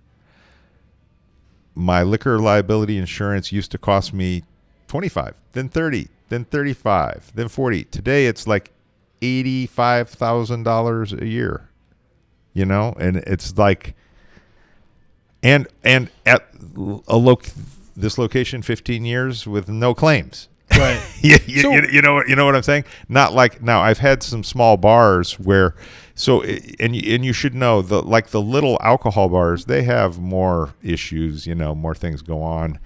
You try real hard. You put all the processes in place, but things happen. Yeah, we're talking about dram shop laws and stuff like that. Yes, and how you can do it. I learned really early on, back at that Stadium Bar and Grill. Back in the wild days of 2010, 11, I had a guy come in, do some drinks, leave, go and pick up his buddy, come back hours later, just pays his tab, leaves, rolls his car, rolls his Ford Explorer, and makes his buddy a quadriplegic. Ugh. Okay? I'm like, what have they been doing the 2 hours they left? Yeah. Anyway, it's like, well, the care cost for a quadriplegic, the lifetime care cost is this, and even if we find you only 10% responsible, it's 10% of that. Yeah. It's like holy cow. Yeah. I mean, I hear having to be more careful, right? And we all have to bear some responsibility. But here's the deal: people will sue you for. But the people carry zero liability. Right. Well, and that's the issue. Sometimes I think I should move to Nevada, right? Because I hear there that the casinos keep it where it's all personal responsibility. Right. So they can serve you the bottle of alcohol. You can pass out on the floor, and they can bottle, sell you, and they can just keep on selling you the bottles. Clearly here, we have to not serve people to the when they show signs of intoxication. We must stop service. Right. We must do all of these things. Even sometimes people are really good at hiding it. Or maybe today now they mix in drugs, THC, everything mushrooms, else, fentanyl, what's going on? So there are so many ways to get sued. You might wonder why you still want to be in the bar business. Sometimes I've been scared straight. I think sometimes there's a look. The restaurants have much lower risk, okay, and that's why the premiums are such as what they are for bars. But at the end of the day, I mean, you need state level dram shop reform. You need laws in place that limit live. So we've got to put guardrails on these things, because you have to make a market where the insurance companies can operate, and not just they've got to give a product. If you're going to make something legal, we got to have a way to sell it, and we got to come up with ways that works for everybody. Right. But it's crazy. So liquor liability, I would say, in Texas has gotten so bad that I'm talking about the tiniest operators, friends that I know that run little bars. Maybe they're doing $30,000 a month. They're like, I don't pay for insurance. Yeah, and they're that's like scary. they're They're like, if somebody sues me, here's the keys. Yeah. You know, but that's not an option in every state. I think Texas has one. Well, and a lot of shopping centers require you to have insurance. But, typically if you're either maybe they've been around a lot of years. Or so what do we do, right? What's the answer? Get out, get involved with local government, create awareness. What do we do? Well, the answer all along is, just take an Uber. My restaurants out here in the country, in the distant suburbs, didn't even have Uber until that's an option when you live today. in the city. But right, it was never an option out here. But it's real problems. But even it affects restaurants. You're a restaurant that serves 2 margaritas to a female. They're probably 0.08 or close to it, because the way most places make margaritas are probably 2-ounce pours, 4 ounces in you, 120-pound girl. The math. The math says, no matter what. And but how do we get people personally responsible, or how does it work, right? Because it's not the person that drinks that sues the restaurant. It's it's the person they hit. Right. Okay. Yeah. And it's hugely unfortunate and this and that, but we're selling a legal product. If we follow all the rules, should we be liable? Well, we have, the certifications and this and that. But at the end of the day, you still get sued. It still costs money. Right. It still costs the insurance companies money. It doesn't matter if you can say, hey, we're protected by the dram shop laws. Everybody was certified, all this. You can dismiss, but the lawyer still costs $100,000. Right. It's like there's no winning. I think the only way to win is to put the liability on the patron, and I think that's the thing is, and if so I think look at England, right? I think there can be shared liability, because otherwise you'd have the Wild West. I think people are still going to want to socialize and drink. That's part of our human nature. There are bad operators though that would, if they didn't have the restaurant hook, they would just be worse operators. Right, I hear that. So we've got to say, but can we just agree to put a price on it such that I had one of my shopping centers agree to put a ceiling on the rates. Is that look, a lot of shopping centers make you carry $1 million of liquor liability insurance. Okay, so you can guess that I probably have $1 million of liquor liability insurance in a lot of places, right? I had one that came along recently. They were in negotiation for sale, and they're like, we need $3 million of liquor liability. And I'm like, what are you talking about? I said, I don't even think you can buy $3 million of liquor liability.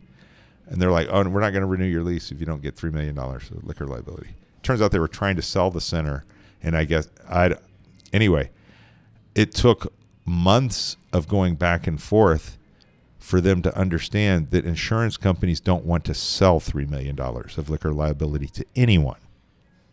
Because imagine the lawsuits that'll start when you can go out. The lawyers are going to be like, free money, everybody. Let's go. Everybody's got $3 million of liquor liability. Next time you drive down the street, right? See who owns most of the billboard signs. So holy cow. So you understand, it's like it's actually bad to require that much liquor liability insurance. Sure. And so, working through the restaurant association and different things, we've all got to keep screaming about it, but it seems like there's so many other fish to fry. It's not really getting screamed at that much. The mission statement of this podcast is to inspire, empower, and transform the industry. I think you inspired us by starting where you did with a ton of restaurant experience and coming out of the gates and making something special happen. You empowered us with a lot of great detailed knowledge and recommendations today. And the transformation part is, where are we now?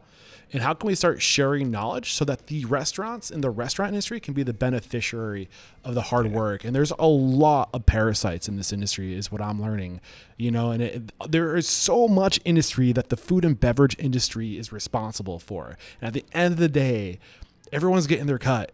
It's like, how do we become more self-aware within the industry to understand how can we share knowledge so we all win? Because we are in competition with each other, and I think it's at our own demise. Yeah, well, today I think what we're seeing is that the percentage of people who are drinking alcohol is dropped quite noticeably. I think the the percentage of people who are doing other things has risen. Yes. I don't know if we're sober. Yes. Yes. I think so. But it's having a financial impact on the mix and the profitability of restaurants. Yeah. I'm actually talking to managers down at another restaurant here. Like, we're going to develop a water menu, and bring in 3 or 4 different high-end bottled waters, because a lot of people don't want to drink today. But if I say, ooh, you can get this water from a glacier, and you can get this water from France, and you can get this water, and they'll be, ooh, I'll take the glacier water for $8. Yeah. It's like... It would be interesting. I think there's going to be different experiential models out there as the world evolves. I think psilocybin, there's a marketplace for tying experiences with psilocybin in a safe, closed space that would have to be regulated, obviously. I don't know what the future looks like. I mean, I'm an advocate for psilocybin being legalized, at least in some kind of... I'll put it this way. I drink a whole lot less today. Yeah, no, and there's some other things that I do more than I did 20 years ago. The other thing that we didn't really talk about was the whole tax strategy of why would he be doing 16 projects in 16 years? Yeah. Well, some of them happened during the first Trump presidency when we had bonus depreciation and things. But literally the years that I open a restaurant, me and the investors, we all get nice tax breaks. And, the big, beautiful bill has been made permanent. Bonus depreciation is here.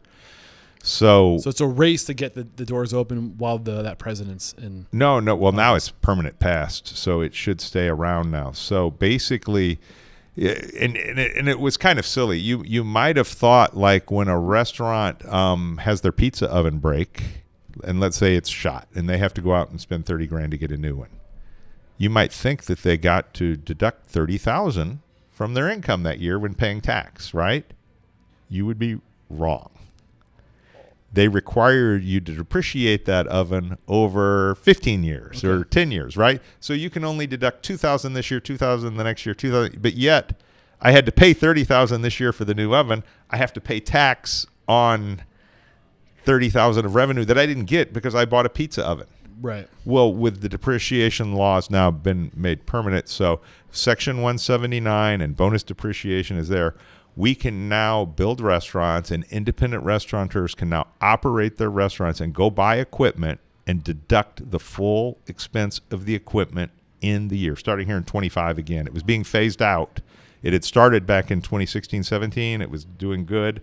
And so a lot of those years I built restaurants were like, all the equipment is a deduction. Yeah. So I opened gangbusters, have a lot of profit that first year, and I get to deduct all my equipment against it. So you actually make some money in that early year, and then you can roll that money into building another restaurant.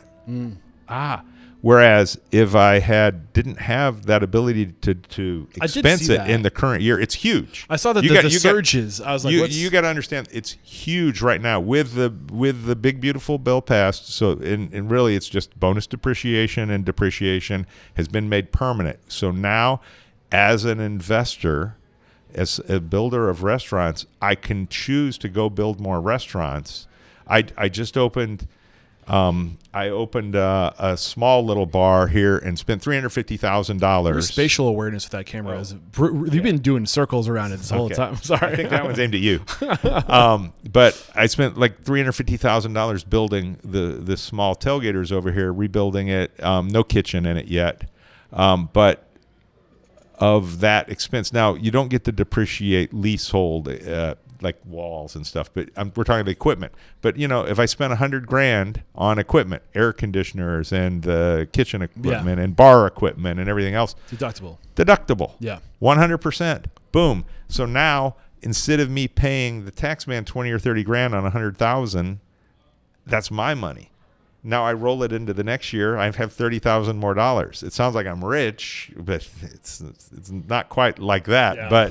But the answer is I can now go build another restaurant. You're liquid. And keep going. And if I build a restaurant a year, literally, I can pretty much get my tax bill to be close to zero. Because it costs as much money to build a restaurant as it is between all of the tip credits, all of the things, all these 8 your restaurants. Profit is going into assets, but you're still paying yourself owner's pay, right? You still have. No, I only take distributions. Okay. I don't LLC.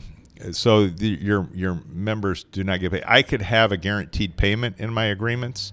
I have some agreements where I've put in there I could take it one day if I if I wanted, but I do not get a paycheck in 16 years. So if I don't make money, if my investors don't make money, I don't make money. Right. But what I'm curious about, if you're not taking a paycheck and if your profit is going towards assets to build, how are you?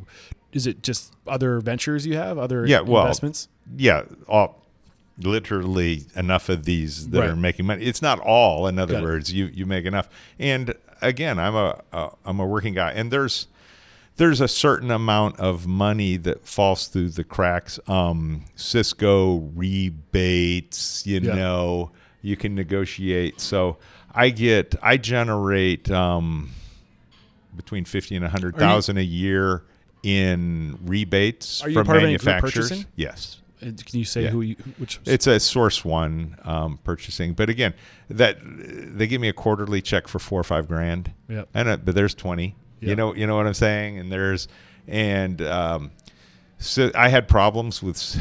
So let's talk about food vendors. We could do a whole show We're about to clip 3 hours. just on food vendors. Okay, here's the deal: your food vendor will screw you the moment you don't hold their feet to the fire. This episode brought to you by U.S. Foods, everybody. Which it is. And I love Cisco. I love U.S. Foods. I love my Scarmato. I love all you guys. But man, if I don't hold your feet to the fire, you will screw me.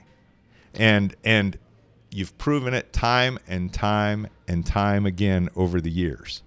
I would love to just be able to partner with one, and they guarantee me the lowest prices, but it does not work that way. Do not believe your food rep if they're telling you that.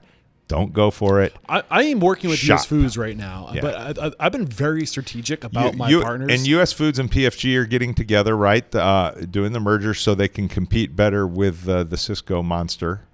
And look, when I opened my very first sports bar, this old guy walked in, and he's like, "You're going to buy your groceries from me." And I'm like, "Who are you?" And he's like, "I'm Cisco." And I'm like, I'm not going to buy your frozen, already made stuff. And he's like, "It doesn't work like that. I'm going to sell you flour and salt and stuff." Mind you, I'm not a trained anything. I didn't think about, Right. So the other thing that you should know, we make all our food. We don't buy shit frozen. And well, we'll say the only thing we buy frozen are French fries because Americans like frozen French fries. There are really cool things happening right now. I'm thinking of Dean and Peeler, based in San Antonio, Texas, which vertically integrates a beef farm from selecting the semen to the insemination to creating their own feed to raising the animal to butchering the animal to processing the animal. They own everything vertically integrated, and they will work with you. Say you're like a Mexican restaurant, what are the specs you want on your fajitas? We will process that, and we will use your ingredients to marinate it, and we will use U.S. Foods it's everything up to distribution. Right. So I think that there is something to be said with working with local to collaborate and to have some of that do you want to have a butcher in house that's going to be consistent with how they cut that skirt steak in house, or can you outsource to a local business? I think we can be smarter about working with local business. I mean, do we want to have a huge conglomerate that does all the distribution and processing? Maybe not. Look, the packing houses should have never become not local, right? Exactly. But big industry came in and allowed them to buy everybody out, and now we have to be conscious to move in the other direction. We have factory farms. Sure. Yeah. I love regenerative farming. Right. I wish we could all go back to this. I wish we could go back and respect the farmers. I wish we could have more non-GMO products, because I don't want more pesticide stuff. It comes down to the consumer at the end of the day. They have to be willing to pay for it, and they aren't. And because they're broke.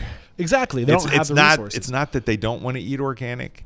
But also, bro, that they can't eat organic. Can they afford how many streaming services and a new pair of shoes and a new car? Like your one Netflix a month for $20 is different than eating every day. Here's the problem: is that we have metabolic dysfunction. I mean, I'm a restaurateur. I don't want to sell less food, but and we sell a lot of good food. But I can put 10 organic, healthy things on a menu right next to 10 unhealthy things. And the unhealthy things are going to outsell the other things like 90 to 10. I think there is a shift happening, but I don't think you're going to see that flip overnight. People go out. So people go out for an experience. They go out to relax. They're going to treat themselves. They're going to eat bad. They're going to drink bad. They're going to, they're going out to get away from the grind of what reality is today. And I truly believe that for the mass market restaurants that you got to present to people, you've got to give them what they want. Yeah. Okay. And I can try to force you into these things. And yeah, I mean, like my chicken fried steak is a fresh chicken fried steak from a certain packing house vendor that made a good deal. It's super tender. We like it and stuff. And it comes in from a certain supplier. And it's great when you can make those relationships. But at the end of the day, if my double bone-in pork chop that is amazing is the one that has fat injected back into it, and it just kicks the butt out of a non-fat injected one. You know what I'm saying? Yeah. It's just like in the taste test, people are like, it's the best ever. Yeah. Right. And what we're describing is consumerism. At the end of the day, the consumer drives the market, and what they want is what we have to give them. And I think that there is a shift in consumer behavior slowly. It's definitely still tipping in the direction that you're talking about. Well, like we said, drinking less, right, and doing other things more, right. But I think that the next wave of professional consumer, the now teens, early 20s, are much more conscious of what they put in their bodies, and there's more information about it than ever before. They're conscious about it, but at the end of the day, they whip into the counter service place up and down the road and eat 8 out of 10 of their meals. Right. As evidenced by the metabolic dysfunction we now see in a large percentage of the population. Yeah, I'm really excited for Joe Pine's book to come out. Have you ever heard The Experience Economy? Joe Pine, it's you'd be based off of what I've told you, you'd be really into that book. His latest book is coming out. He's saying we're going out of the experience economy into the transformation economy, where it's more about taking individuals on transformations, whether it be a new learning skill or a new habit or becoming a better version of you. Like people, like the future is very much about optimizing for me. Well, yeah, I mean, look, when I'm 62 today, at 55, I'd gotten in the bar business partying pretty hard, right? Yeah. It got to the point where hangovers were making me unproductive. Yeah. You enjoy your 30s, 40s, and your mid 50s, but one day it catches up. But I looked at my health, blood pressure markers, this and that. Today it's like take NAC and glycine to get more glutathione, 5 grams of each. I got the news that I'm pre-diabetic. I inject NAD every day, NAD plus. Because it's like I don't do weight loss drugs. I don't do things, but the natural amino acids your body needs and stuff. Today, I have lower blood pressure and better blood chemistry than I have had in 10 to 15 years. Yeah. And it's like you got to identify, sugar is the enemy. And I think everything in moderation, guys. But here's the thing. I don't think all sugar is the enemy, but certainly the ultra processed 14 ways and snuck into your meal, way more ways than and salt and everything else. But if I give you the bun that has 3 simple ingredients, you ain't going to buy my hamburger. Right. Yeah, it's weird. I mean, even if I told you this one is super healthy, organic, and has nothing in it. There are shifts happening, and to your point, I don't think it's going to be a slap. You'll go broke as a restaurateur trying to serve that market. at scale. I hear you.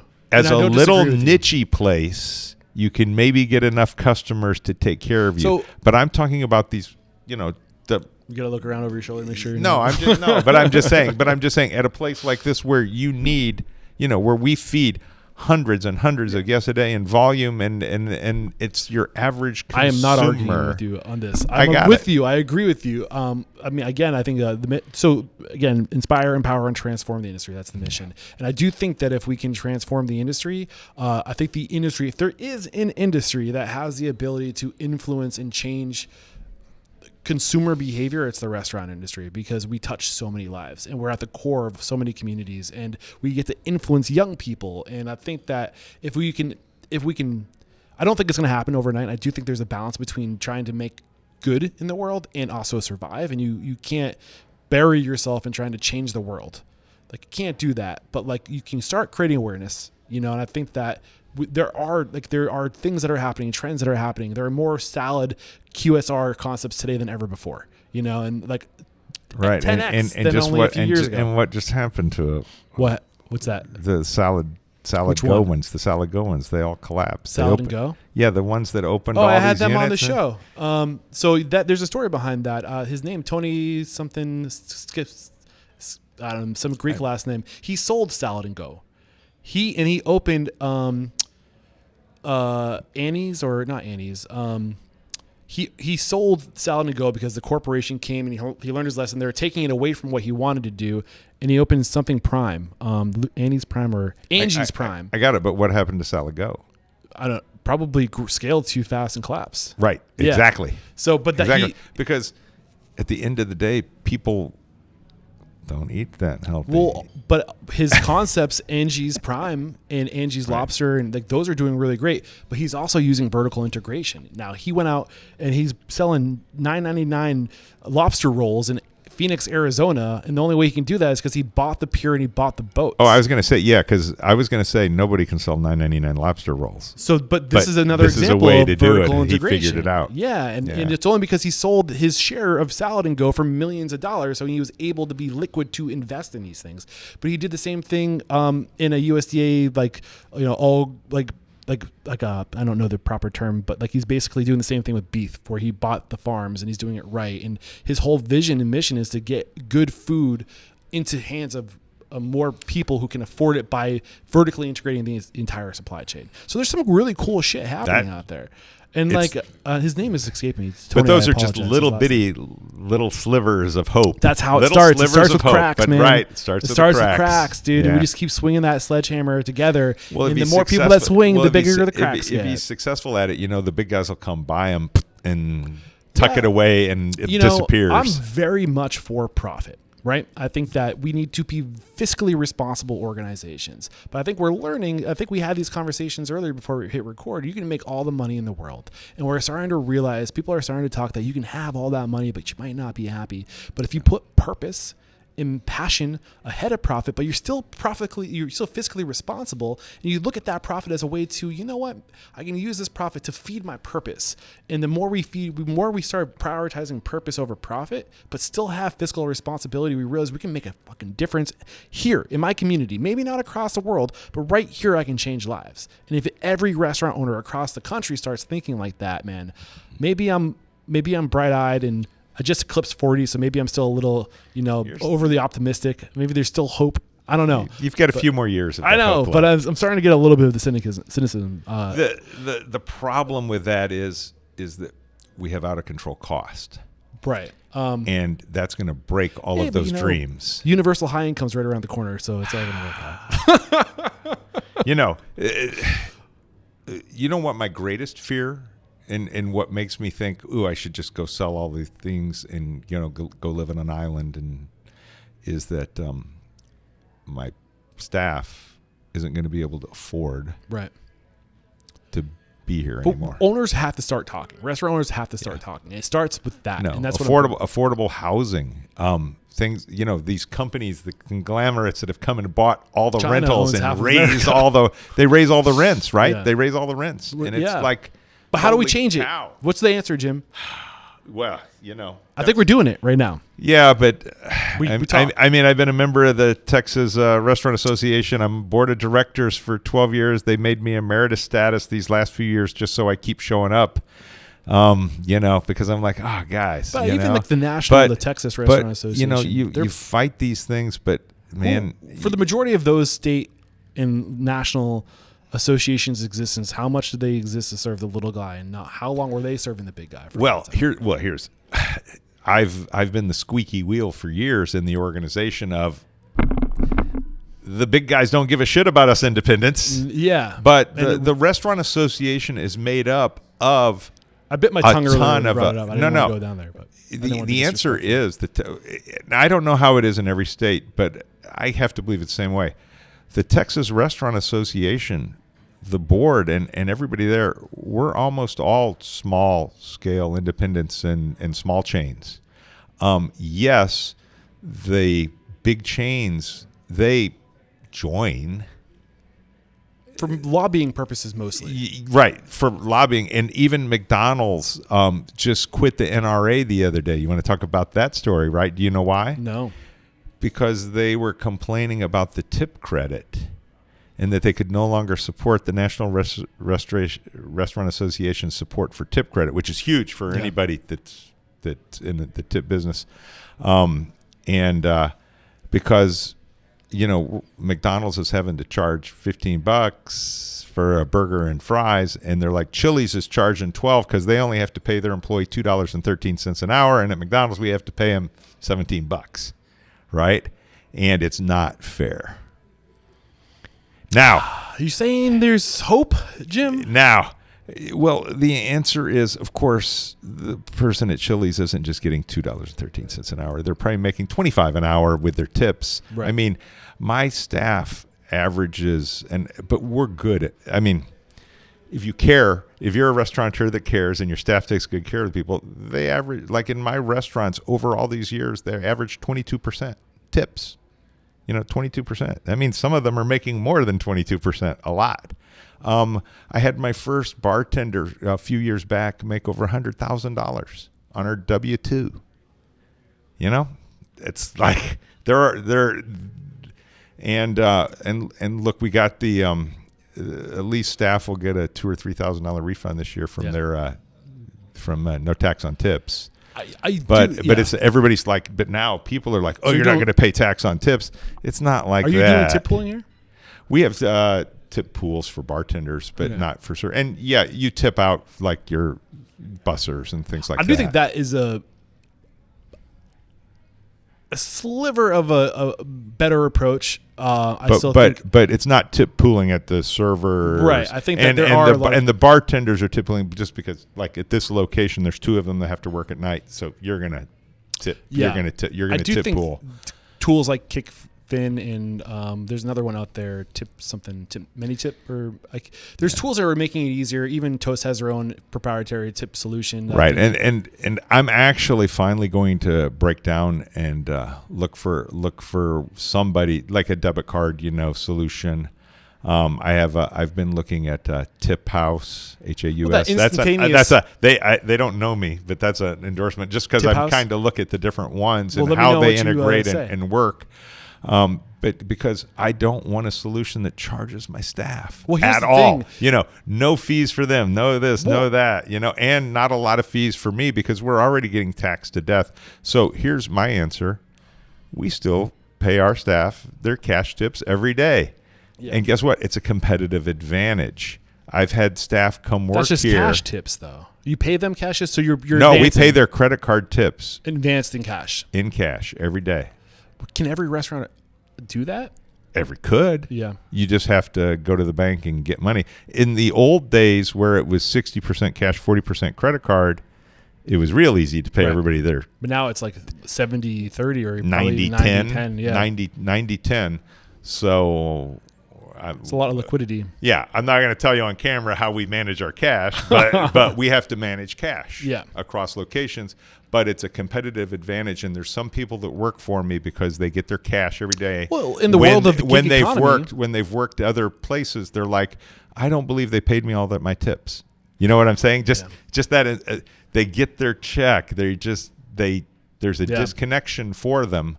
And hopefully I can switch to one of the tip cards to where we, at the end of the shift, it's just instantly on your card. Yeah, let me know how that goes. Because I'm looking for one that instant on the card.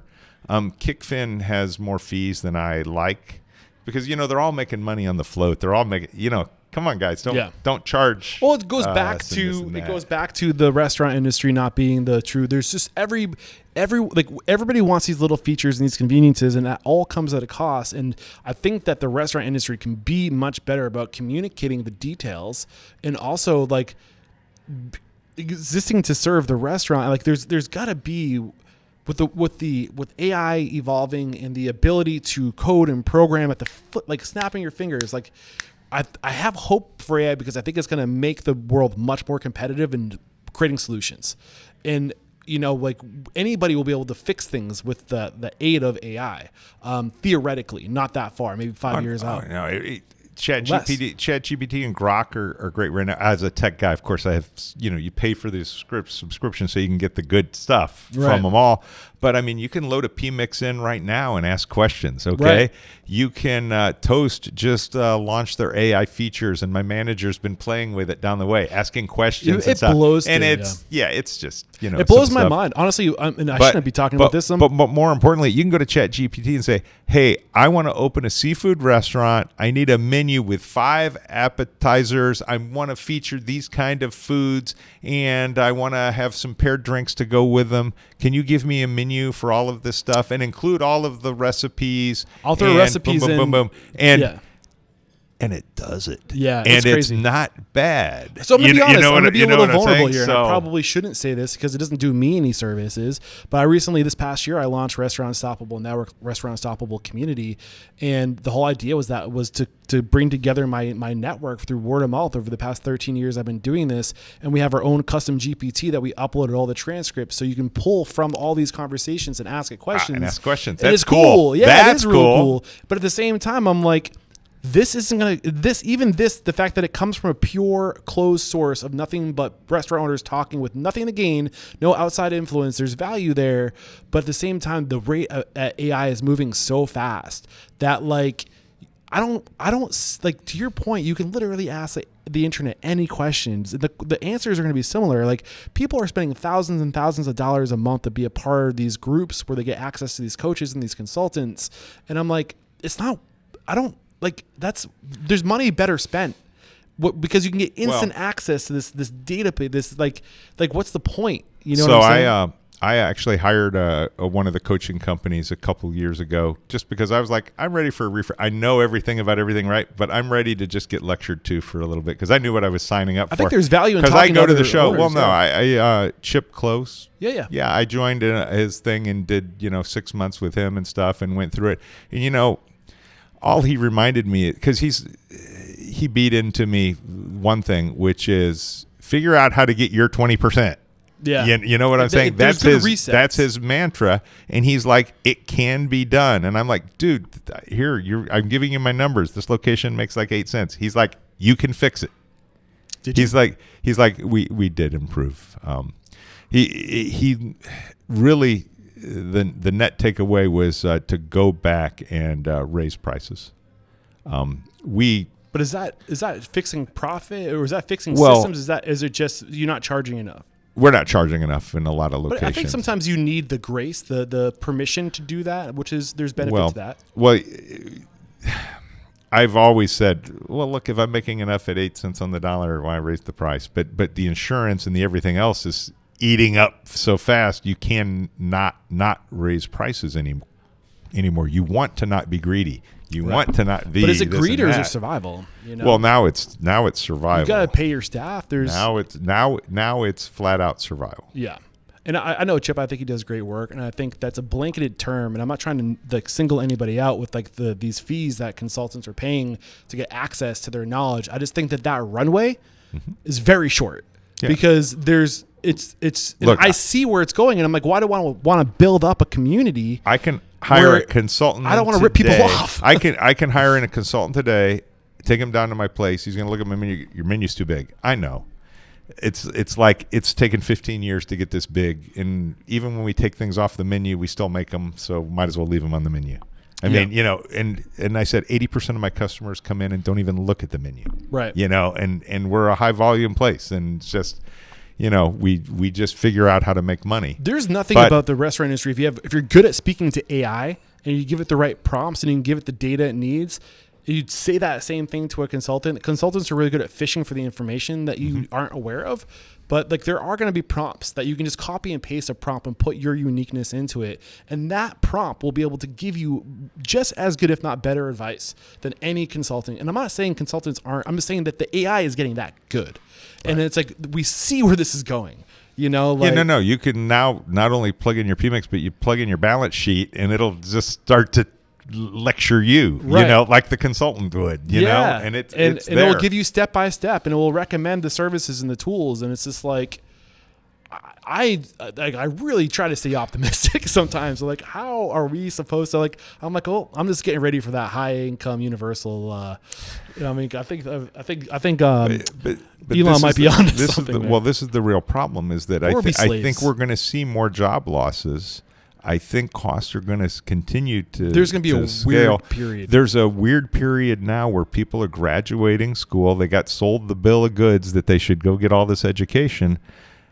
And what I need is more plumbers. What time is that, man? I got another interview. Yeah. Oh my God, I actually have to get going real bad. Hey, coming off. But anyway, the world needs more plumbers and electricians. Yeah. And they'll pay you to learn those jobs. Yeah. And you'll have a 6-figure income. Please go become a plumber or electrician. Yeah. So we're going to wrap this up because I'm way over time and I have another interview I got to get to. But this has been a lot of fun. Who do you respect and admire? Somebody that you think I should get on the show? I was thought about it, and I really like Louis Rainey up in Duncanville, Texas. It's near Dallas. He's somebody that's in the Cajun food business, and I don't know how we've talked for 3 hours and didn't talk about crawfish. I'm the largest seller of crawfish in this county by far, and it's a whole nother story about selling crawfish. And it's a huge part of my business. I'm actually in the crawfish business 6 months of the year, football business 3 months of the year, and in the sports bars. Well, give me that name one more time. Hold on. Louis Rainey up Pelican House. I'll get you his contact information. He came from New Orleans when Katrina ran him out, and he's opened a restaurant up there.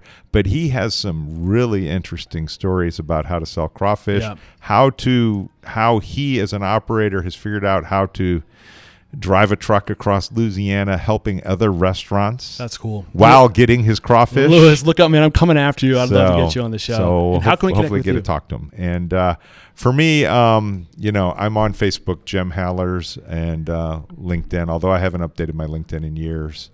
Just felt like something I haven't needed to do in a long time. I looked at it before. But we can add this list of things he's accomplished to his. Just give me that list and I'll upload your LinkedIn. He's like, I'll have AI fix it for you, right? This has been a lot of fun, Jim. I literally cannot do. Thank you for reaching out. Yeah. The best of luck to you. You. Getting restaurateurs to actually listen to your podcast it's like gold. Yep. It's like free money for them if they would listen, because each and every one you can get something out of it. Yeah, Jim, thank you so much, man. I feel You're bad welcome. to rush, but I got to get to the next interview. Right. There is no question, man. You are unstoppable. Thank you.